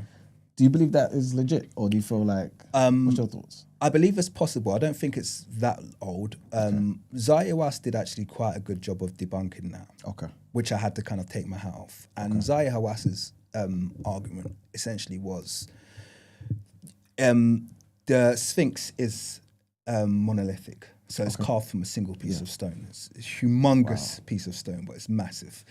And basically, because it's carved from this single piece of stone, what you have is the different levels of the quality of stone, because it's such a big structure. Okay. And when you get down to the lower bedrock that it's carved into, the stone quality falls, which has caused the faster erosion. Yeah. Whereas when you get to the head, the stone quality is better. So the quality of the stone basically descends as you get to the lower parts of the Sphinx. That was an interesting argument. It's the first time I heard it. I'm not going to say he's conclusively right, because he is known to just believe what he wants to believe. But it was a compelling argument. I believe personally that the Sphinx is nothing to do with Khafre. I don't know if it's as old as 50,000 years, but I think it's older. Okay. Yeah. What made these great men, these civilizations, these dynasties start this? Well, if you're going to talk about the convention again, they say they're elaborate tombs. Okay. Now, I think I'm not as far as the ancient aliens or the people who are convinced that they're power plants. Yeah. I just haven't seen the evidence. I'm not saying it doesn't exist, because a lot of it is hidden in terms of things that are discovered. But at the same time, I don't think they're tombs, because a lot of them don't have the hallmarks of tombs. They don't have the accessibility of tombs. and they don't have any. I mean, when you look at for instance, the tomb of Khafre, the Great Pyramid is easily the most elaborate structure in global world history in terms of its build. A lot of people don't realize, like, first of all, if the Great Pyramid of Giza was just a pyramid, i.e. just solid block, that would already be very, very impressive. It's the tallest building, remained the tallest building until, 400 years ago, something like that. Like, just ridiculous, like, in terms of its size and its scale, just humongous. I think the Arabs, here's another thing, so the Muslims estimated 2.3 million blocks, 2.3 million blocks to create it. Zahi Hawass has brought that down to just over 1 million. Okay. And his justification is that it's actually built on solid bedrock. It's not blocks going all the way down. Okay. Yeah, so it's built on solid bedrock. So where they believe the block continued going down, it was actually just one solid big piece of stone. So he's brought it down to just over 1 million. But irrespective, we're talking about blocks that range in size from 2 to 80 tons. These are humongous blocks. Humongous. There's no logical explanation as to how they transported, for instance, the granite. The central blocks are made out of granite, and they range from 20 to 80 tons. They come from Aswan, which is 800 miles away. Wow. Now, how else says they drag them there? Like, it's like, you can't have a serious discussion when someone's that fanatical, and people will look at you like you're crazy. Like, you can't drag an 80-ton block 800 miles. You can drag it 2 miles, 3 miles, 10 miles at a stretch. 800 miles. I don't think people fathom how long that journey is. And you think you've got to drag an 80-ton block. I think if you do the calculations, dragging an 80-ton block across sand would require 2,000 people. How do you get 2,000 people around a block to drag it? Do you understand what I mean? Yeah. What does 2,000 pulleys look like on a single block? It doesn't. So there's clearly access to knowledge and technology that isn't being discussed, and that's being, shooed under the carpet. Where's your brain gone? Where's your theories gone? Well, in terms of how I think they were built. Yes. I think that they were built, first of all, possibly before the 4th dynasty. Okay. I don't think that the people who are ascribed to building them, there's no requisite evidence. For instance, even inside the tombs of all of the 3 Great Pyramids, none of the pharaohs' names are in there. They would have engraved one of their names. Do you know what I mean? Was it Khafre? I would expect to see his cartouche inside the pyramid. It's not there. So these are just little things where it's kind of like, well, it's basic, even, and I obviously understand that a lot of the tombs we find now come later are elaborately decorated. And I understand that there's obviously, they might have changed their kind of culture but you still would have seen something. If they had the knowledge to carve Khafre's name on the paw of the Sphinx, then why would they not do it in the Great Pyramid that he spent his whole life building? Apparently, so it's not logical. Did you answer my question? Technology, I think they had. What type of technology? I think possibly my thoughts are around the fact that they knew how to manipulate sound to move blocks. Interesting. Develop that. So, if you can go online, you can see people moving blocks using basically resonance. The reason why I default to that is because there was actually a Arab scholar, I think I can't remember what his name is. I think it's Zanabi or something like that. Don't quote me, I'll find out. But there's an Arab scholar, and he basically said that the Egyptians would roll out a large sheet.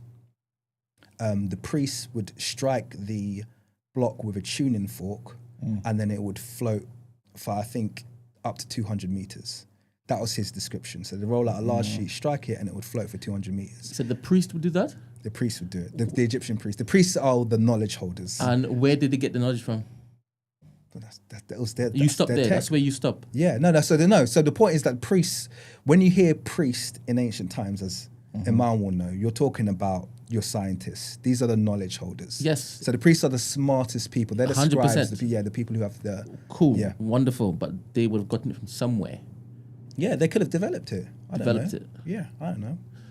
But the point being that the reason why this resonated with me, no pun intended, is because when the Arab scholar wrote this, we weren't aware of the ability to move stones using sound. Okay. So he just wrote this and he didn't know what the implications of it were. They had no resonance technology there. Yeah. Now we know you hit the right frequency, you can make a stone float. So Correct now me it if gives I am some wrong. context to that. Both of you scholars, when you say priest, back then would have been the scientists. Would those Well, same they're total knowledge holders. knowledge holders, weren't those same knowledge holders getting knowledge from wherever they could find it or receive it from? And that would, in today's terms, or may in today's terms, bleed into religious or spiritual. Oh yeah. All right, okay. And that's where I want you to basically. So okay, cool. So I know you said that you called Potter's House a cult and whatnot, and you've not gone back to religion since. But back in the day when they were moving these stones and then building it so it's mathematically aligned to this, that, and the next. This information is coming from somewhere Absolutely, higher. yeah, mystery. So we talk about the Egyptian mystery systems, which they talk about a lot. These kind of mystery schools. These are the places where all of the Greek philosophers were trained. They were all trained in Egypt. Yep. Anyone who came out of the ancient world with great knowledge were trained in Egypt, including Jesus, by the way. Yeah, that's why he was able to come back and spit so much knowledge. It's always Egypt. Yeah. Blasphemy is not needed. What? You said Why is that that blasphemy though? He basically just said he needed to go traveling, right, on a school outing to go and collect some knowledge to come back and save the world. Well, he went to Egypt for 13 years and he came back and he was confounding the priests. You see, and he sees that as, I see that as he just traveled to go and spread more news, right? Oh, you see that as he's gone there to learn. But Brent, Do you understand? Do you think Jesus knew everything at age 10? When you say, did Jesus know everything? I am seeing Jesus as a vehicle, right? A host that he's channeling God the Father's knowledge, right? Okay. So his source is untapped.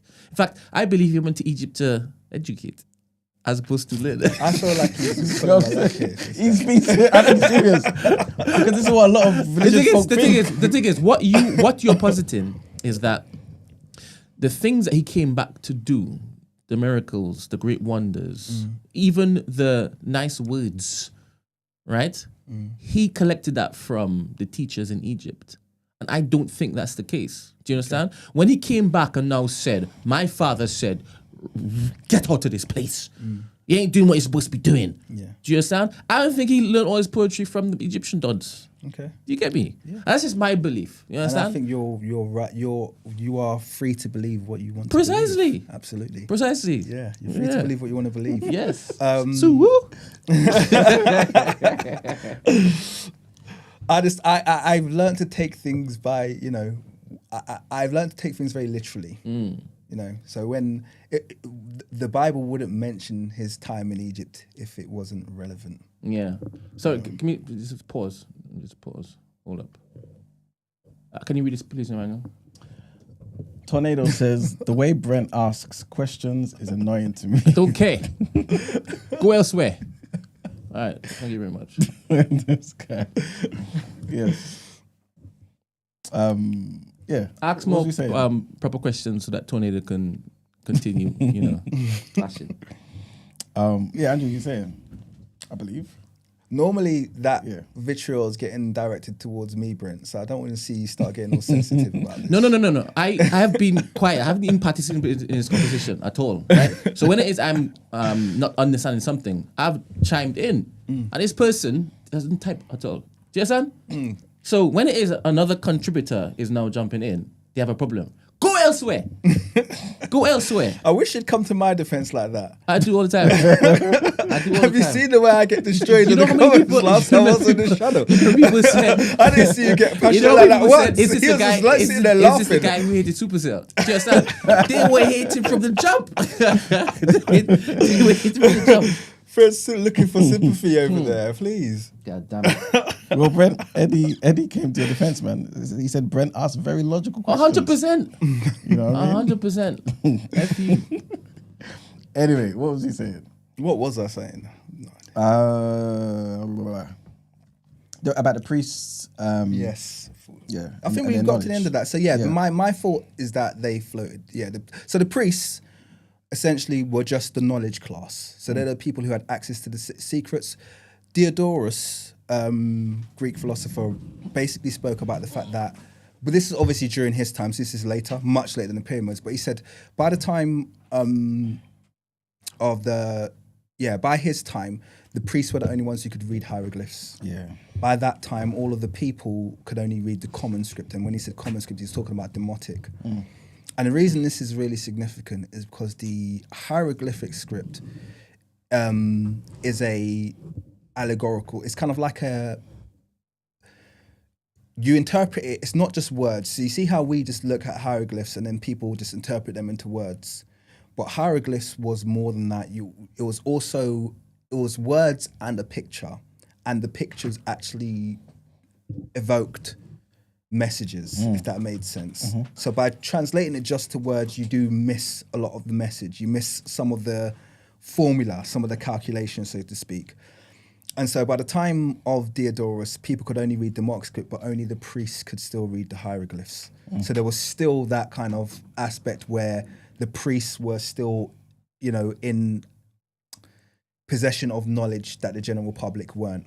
But interestingly, he also said in Ethiopia, which is Central Africa back then, not modern Ethiopia, in Ethiopia, everyone still reads the hieroglyphs. So that's what Diodorus said. So he said over in Ethiopia, everyone can still read he called it the sacred language. That's literally his, he said the sacred language, everyone reads like that. But in Egypt, it's only the priests. Wow. So that's quite interesting. Okay, so in terms of us knowing who did it, relatively anyway, because I mean, you're basically saying you don't think it was Khafre, you don't believe it was necessarily done in the fourth dynasty and stuff. Yeah. The person who unified the kingdoms was Nama, right? Yeah. Do you believe that when he did that, he saw them there, he saw these things there, or do you feel as though with time, do you feel as though with time people started to develop the idea for wanting to create great structures, and that then blossomed, I guess, in the third or fourth dynasty? I think there's a possibility, but I can only speculate. So that's why I don't want to share too much about what my opinion is, because it's still very much unformed. Yeah. We know that the ancient Egyptian civilization is much older than what modern Egyptology says it is. The timeline of ancient Egypt has been compressed to begin at 3100 BC.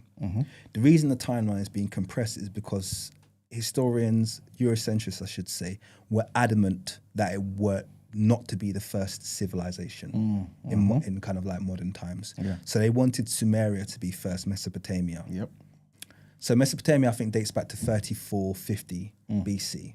And by pushing ancient Egypt to 3100 BC, they basically comfortably can say Sumeria or Mesopotamia came first. Now, they say this because what they were hoping is over time, you would see similarities and a line of descent where you could say, well, Egypt inherited this here, and that doesn't exist. Yeah. There's very little similarities between the two civilizations, and where there is ideas of origination, the ones in Egypt always can be found locally or in Africa. So for instance, the easiest example to give would be the hieroglyphic language. The hieroglyphic language, we know, is based on pictures. Yeah. But what is it based on pictures of? It's based on pictures of African animals and African fauna. Yeah. Specifically animals from Central Africa. This is the key thing. So there are no foreign animals in Egyptian hieroglyphs. Yeah. There's no camel. Okay. There's no horse. Yeah. What there is hippos and lions and leopards and ibis birds and the spotted eagle and the southern falcon. Everything comes from Africa. The crocodile. Yeah. Okay, these are all things that were native to Africa and not to other parts of the world. So we know, we have a language that originated in Africa, nowhere else. The flora as well. So the same thing with the plants that are used, they're all native African plants.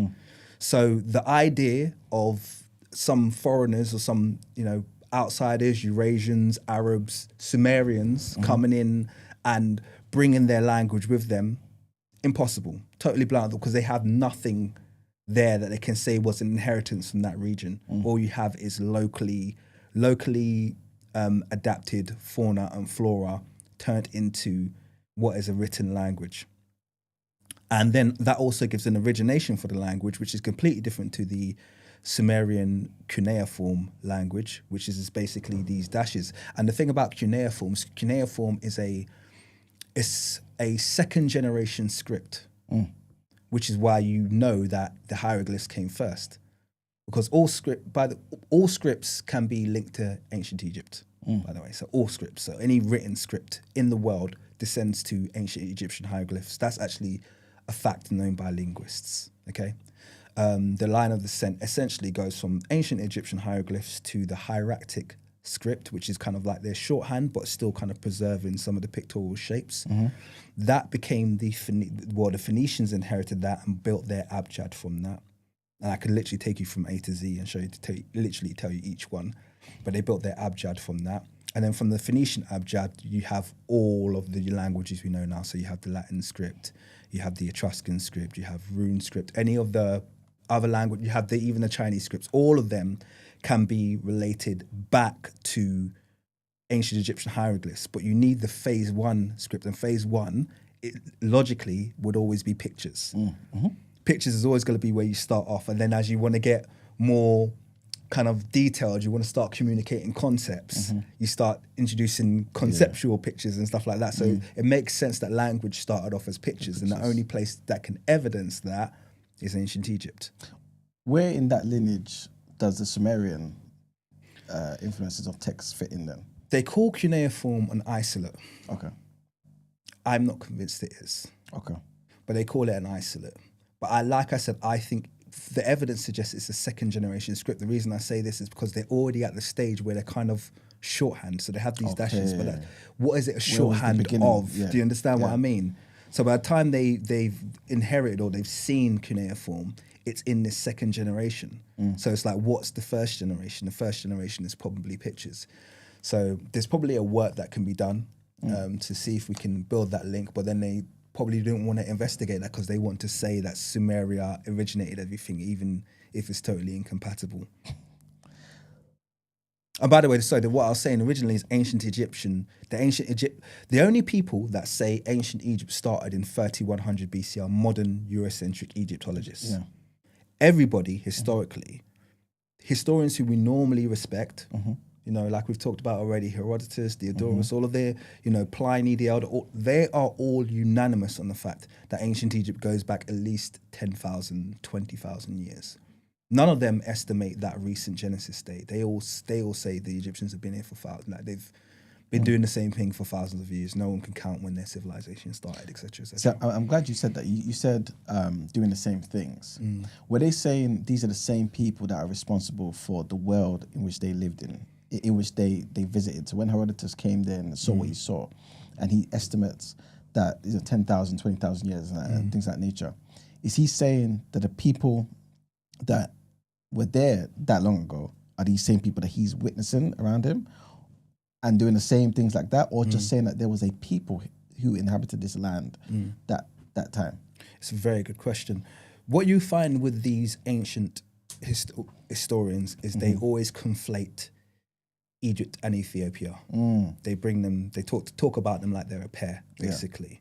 The Egyptians and the Ethiopians. And obviously, modern historians hate that now because basically just saying Egypt is they're the one and the same. The Ethiopians did this, and then the Egyptians did this. Blah blah blah. That's always the way that they speak. So there's kind of this idea of wherever the Genesis exists, it exists somewhere in these people. These people are the same. These kind of Egyptians and Ethiopians, they're roughly the same people. But when you're saying the same people, do we mean it in the same in a sense Culturally? Okay, cool. I mean, many of them have described them, and that's also unanimous. They always describe them as black with woolly hair. That's just like black with woolly hair, or sometimes black snub-nosed woolly haired. That's how they describe them. Once again, they don't like these descriptions because it doesn't sound anything like a modern Egyptian person. 100%. So they don't like these descriptions, but these are the things that were said. That's what was said about them. They were black with woolly hair. That's how they described them. But I'm not even making that because I think the stronger argument is the cultural one. And I always lean on that. The racial argument is one that is boring and they want you to kind of like focus on. It's kind of like, no, I'm not sitting here saying, oh, the ancient Egyptians were black. I'm saying, no, actually, the ancient Egyptians were culturally African. And their culture is still alive. Everything they did, we still do. Yeah. So you explain that you can sit here and say white is black till the sun comes, the sun rises in the west and sets in the east. You can say that. But if I turn around to you and I'm like, why don't you do this hairstyle anymore? Do your hair like that. Oh, Nubian wigs, which is their argument. Like, why don't you do your hair like that? Why are you wearing all these clothes dressed as an Egyptian? Over here, it shows that just all they wore was a loincloth, if you're a man. That's literally all you wore. You didn't even wear slippers half the time. Yeah. Just the loincloth in the sun, brown skin. Why aren't you doing that? Because you get melanoma. These are just the basic cultural things that are done. Everything that they practice, we still practice. Ancestral veneration, why don't you do that? Because even if, like I said, I talked about the fact that African culture still exists. Africans still venerate their ancestors. All right, let me ask you two things then. Because one could then say, okay, the reason why they don't do this is because they've been Arabized. They've taken on the religion of Islam. They've taken on the culture and practice of Arab people. And for lack of a better word, they've been colonized to such a degree that everything before is now gone. They've now adopted and taken on this new identity. And this is the reason why.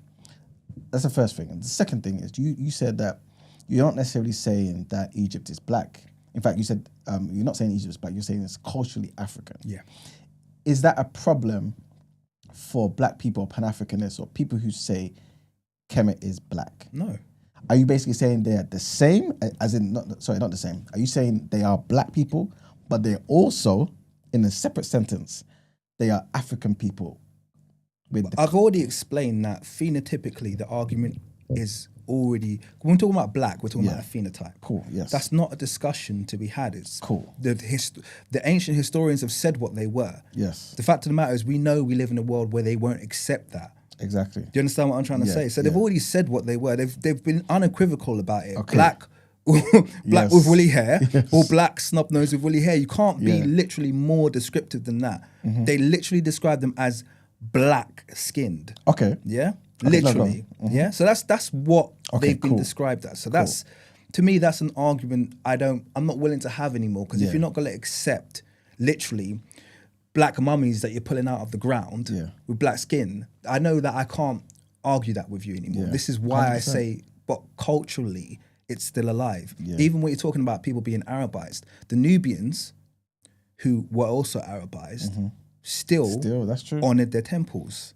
They still went to Ramesses' temple to honor their ancestor.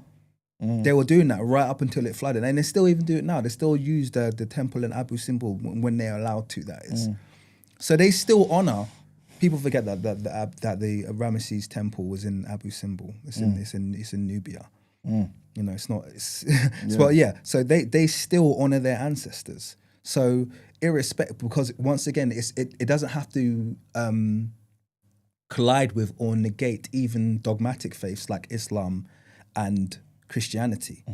ancestral veneration is not what people think. It's not worship. It's veneration of an ancestor. It's understanding your roots and where you come from. The other thing so basically, just to clarify and just to put a full stop here, you're basically saying the black thing is unequivocal. That's just a fact. But on top of that, to cement that point also, is that they are African people like us today. And proof of this is because they still do the same things that we do and what they did back then that you're seeing on the walls. Yeah. If you go there, you can see these people. Absolutely. Even monarchs. So these are things that I'm talking about. The ancient Egyptian monarchs were seen with the crook and the flail. Okay, the flail is the kind of horsewhip, and the crook is the little staff that does that thing. Yeah. African leaders still hold the flail. Chiefs, you go to they still hold the flail. That's true.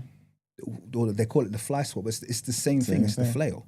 Yeah. So it's an unbroken leopard skin. Okay. African leaders still wear leopard skin. All ancient Egyptian pharaohs have got depictions in leopard skin. King Tutankhamun was buried in a leopard skin. These are things that people do not discuss. These are their culture was rich. Rich African culture. Even if you look at some of the artifacts found in King Tutankhamun's tomb, they have the elongated leopard, which is something that you can see in Benin artifacts.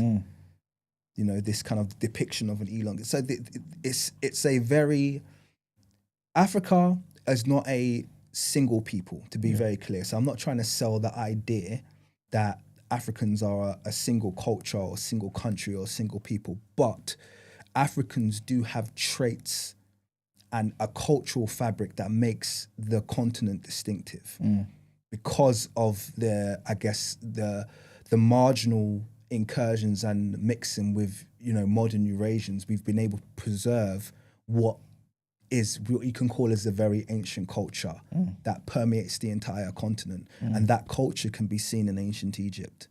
This is and it's fundamentally something that is African. International expert in the chat says, "Can you kindly touch on the link it has to Somalia?" The Somali link is I'll say Somali rather than Somalia. Okay, because the Somali people extend into Kenya, Ethiopia, and Somalia. Okay. So you have Somalia, which is the modern nation, but then that has a single ethnic group which has been heavily Islamicized and Arabized. Yeah. But you have Somali people, such as the Afar and the Oromo, who probably have shared ancestry, although there has been a bit of a divergence, who have really rich and strong connection to ancient Egyptian culture in terms of hairstyles that they practice. So there's a link. There's absolutely a link. To be clear about the ancient Kemet had 42 nomes. And I touched on this earlier, and I always continue. You have to treat nomes is a Greek word, okay? Sapats is the ancient word, and the ancient word essentially means. It's kind of like the closest thing you can get, like I said, is the states in Nigeria. That's the kind of closest thing you can get. But these essentially are ethnicities. So each Sapat had a different matriarch/patriarch. So that's basically saying we have a different lineage. Why is this significant? So for instance, you have the Sapat of Dendera, okay? The Denderans were pygmies. So you have an entire Sapat in southern Egypt who were classified as being a pygmy people. Okay? When you say southern Egypt, are we talking southern today or southern how the Egyptians saw themselves? So as in North Africa? As in No. Sorry, southern today. Okay, southern today as in upper. Okay, cool. Upper Kemet. Yeah, very good question. Yeah. So southern today as in upper Kemet. Okay, cool. So those are the Denderans, and they were described as a pygmy people. Now we know all of ancient Egypt weren't pygmy. This is because along the 42 nodes, you've got to think about the expanse of land that ancient Egypt took up was very large. And along that, all of these different populations were situated along the Nile, and they were very divergent. They even, I think I can't remember who it was, who spoke about the fact that people from the Delta region didn't understand people from. Wow. So people got this idea of there being one contiguous, Yeah. and that's a modern idea. Exactly. Yep. And the reason we have this modern idea about who were the ancient Egyptians, what was the ancient Egyptian race, all of that is Eurocentric nonsense, because Europeans are genomically and phenotypically narrow. Very, very narrow. Yeah. We're talking about single ancestor. If you look into modern European genomic data, what you'll hear mentioned constantly is something called founder effect and bottlenecking.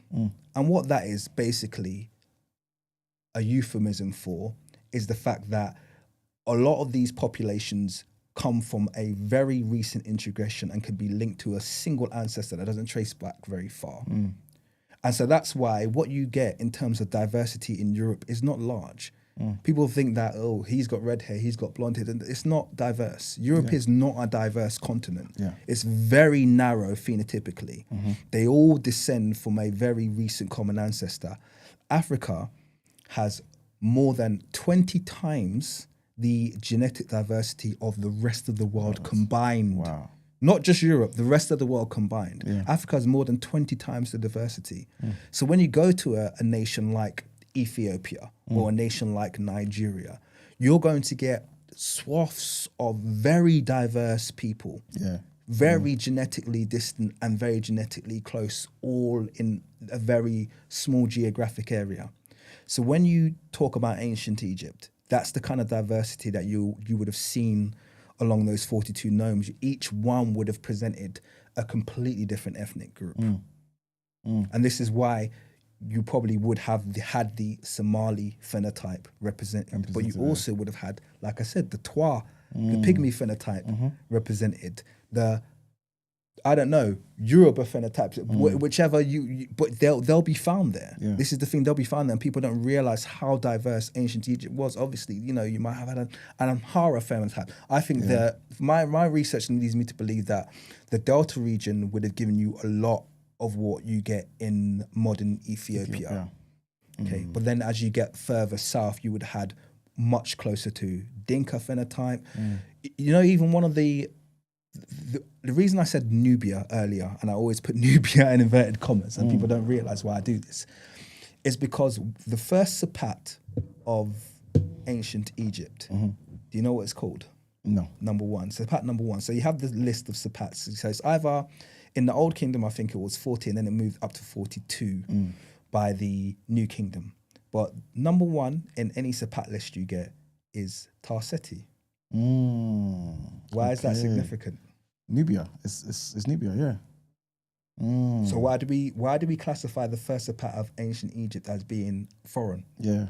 Yeah. That was a trick of Egyptology. Yeah. They did that because they realized this Sapat, every time we come across it, it's unequivocally black. Yeah. And it's super black, and it's so super black. There's no denying. And also it's massively linked to, in fact, these people in Tarseti, they are more closely linked to the Kushites from our perspective than they are to the Egyptian civilization. So this is where the whole conspiracy about the flooding of Aswan starts to make a lot of sense. Because when they flooded Aswan, they flooded Tarseti. Yeah. Tarseti was Egypt. Yeah. Is it, yeah. They've convinced the rest of the world that Tarseti is Nubia, this foreign place. No, it was Egypt. And they've hidden that from the rest of the world. And we still take that, oh, Nubia, they flooded. Yeah. Exactly. Nubia is Egypt. Yeah. Kush is Kush. Kush is different. Nubia is Egypt. It's funny you say that. I remember there's this book, what's his name? I believe it's called Genesis. Black Genesis. Black Genesis, thank you. Robert Bravall. Thank you very much. I was going to bring it today. That's the guy, yes. And he basically says the exact same thing.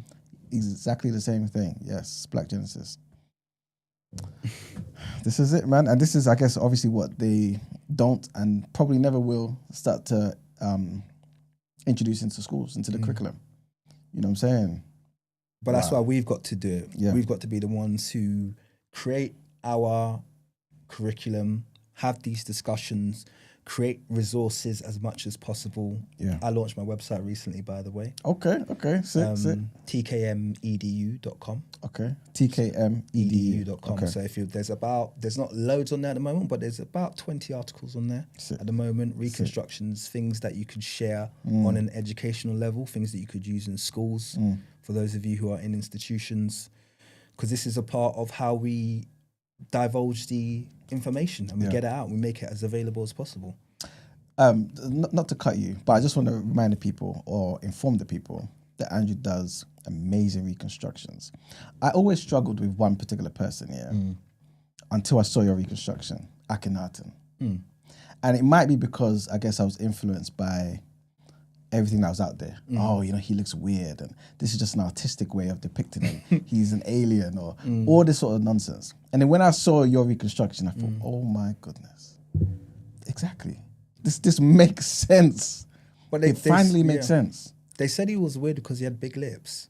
Yeah, and the face and. Yeah. But they said he was weird because he had big lips. Like I just knew that from the start. Akhenaten was actually one of the faces that when I saw his statue, I was like, oh yeah, the ancient Egyptians are definitely black. And then when I read all this stuff about Marfan syndrome, this, that, it's like they're looking for all of this, all of these, because they're trying to explain away his features. Yeah, 100%. And I saw a black man. Luckily, we're very fortunate in the case of Akhenaten because he actually has a plaster cast mold of his face. That's what my reconstruction is based on. Okay. So he had a plaster cast mold done of his face. Wow. And then the statues made out of the plaster cast mold. So he's one of the very few pharaohs who has this. A lot of them just have portraits done. But him and Nefertiti both have plaster cast molds. Wow. We know what Nefertiti's face looked like. It looked nothing like that bust. Why do Egyptologists force that bust on us when we have a plaster cast mold? We know the answer to the question. And that's why I've done reconstructions of both Nefertiti and Akhenaten so people can see what their actual faces look like. Yeah.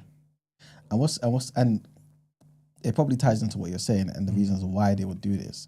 But for those, I guess, who subscribe to the Abrahamic faiths and things of that nature, I said this on the show before, Akhenaten was the first person to introduce to the world the idea of monotheism. You know what I'm saying? Obviously, many people believe it was Abraham, but realistically, it's Akhenaten. Imagine saying to the world that the person who introduced the idea of this one God was a black man. You know what I'm saying? I don't agree with that, though. You don't agree with it? No, because I think that to a lot of people's misunderstanding, ancient Egypt has never been polytheistic. You have to understand the relationship between our understanding of theism and the relationship between ancient Egypt and their ancestors. A lot of people don't understand that. They've turned ancestors into, wherever they see ancestors, neters, they turn that word into gods. The ancient Egyptian practice was one of continual learning.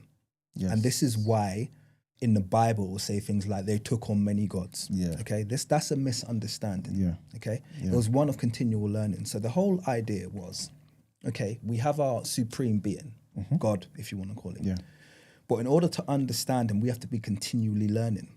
So when an ancestor, normally would be a pharaoh or something, would achieve something great or do something great, they would be deified, i.e.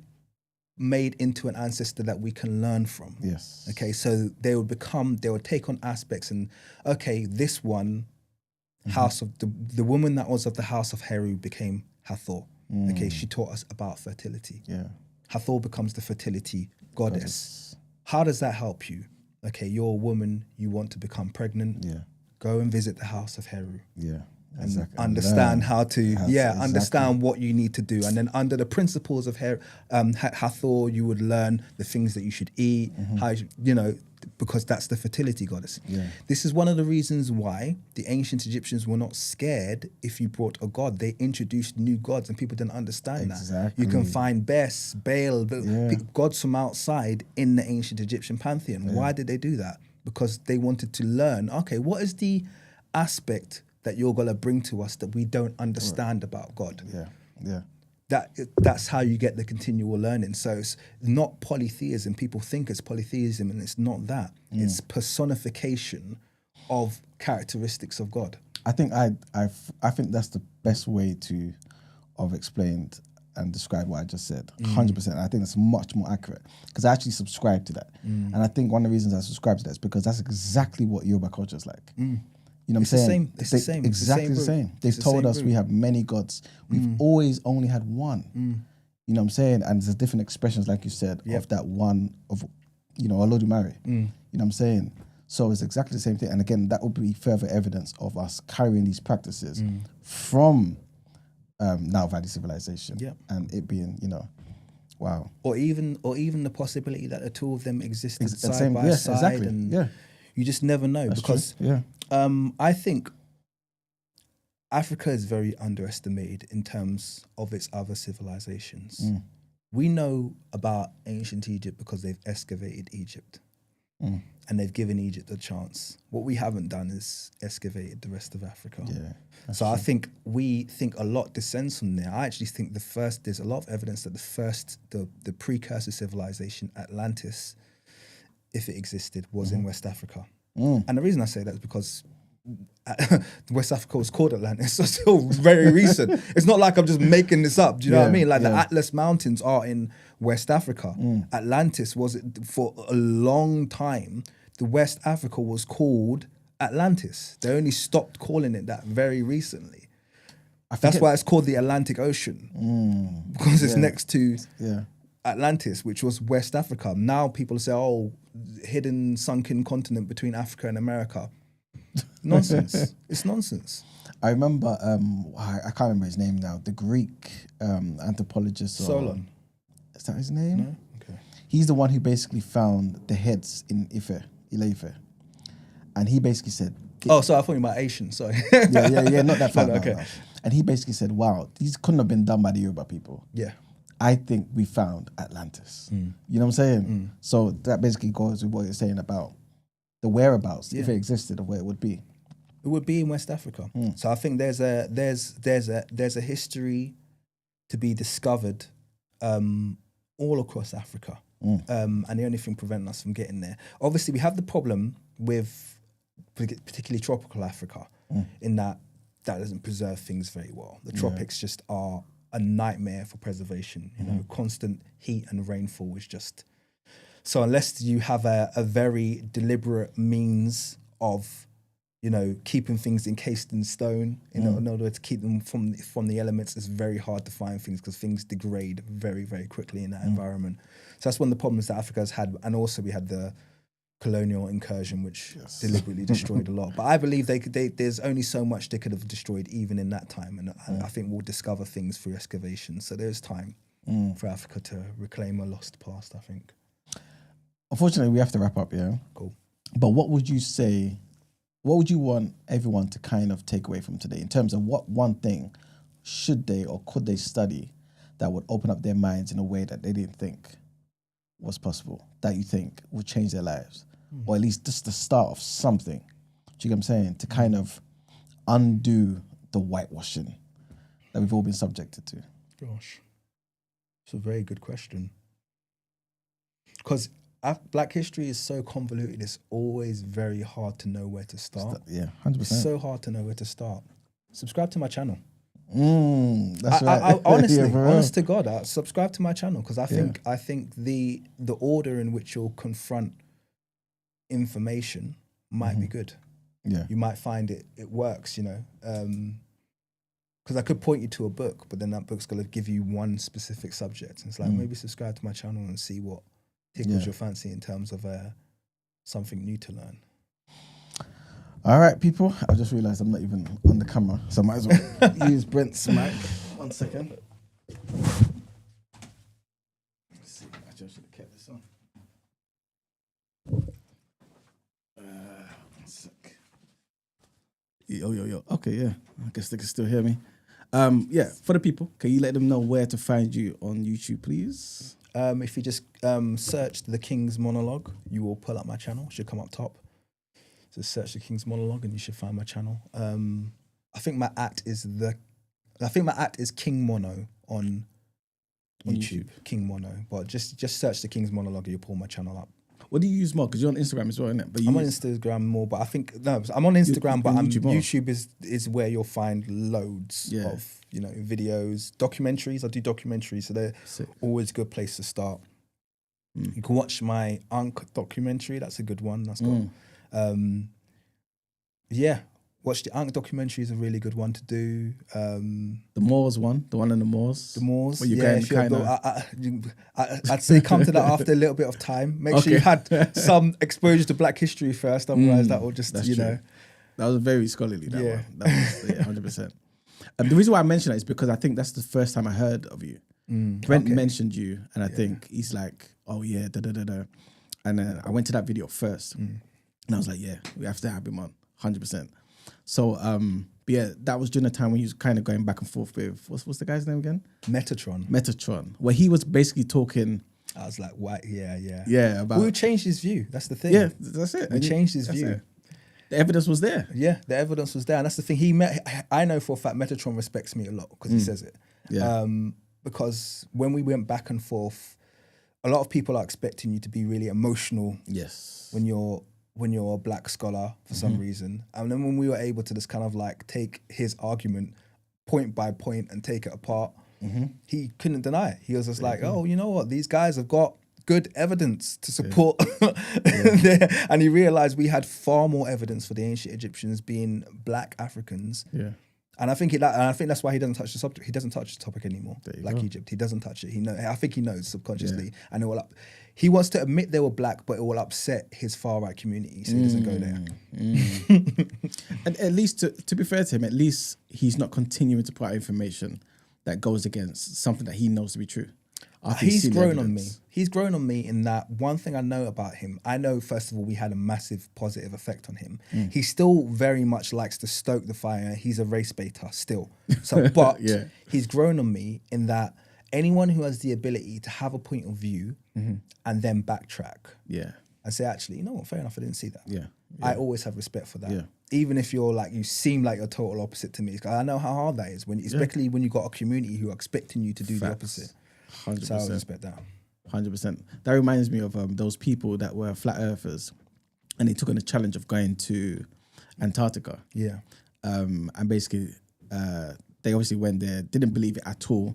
Then they saw the 24-hour sun. And they've come back and they're like, you know what, guys, we saw it. We can't lie to you. And everyone's come out saying, no. They're shilling, they're this, they've been paid off. And it's like, 100%. And like you said, it's probably the reason why some people don't come back to their fan base or to their supporters, their listeners, and say, listen, I was wrong about this, man. Because they know that core fan base, that core viewership will start to come against them. You know what I'm saying? Because they've been, subscribing to these particular belief systems for so long.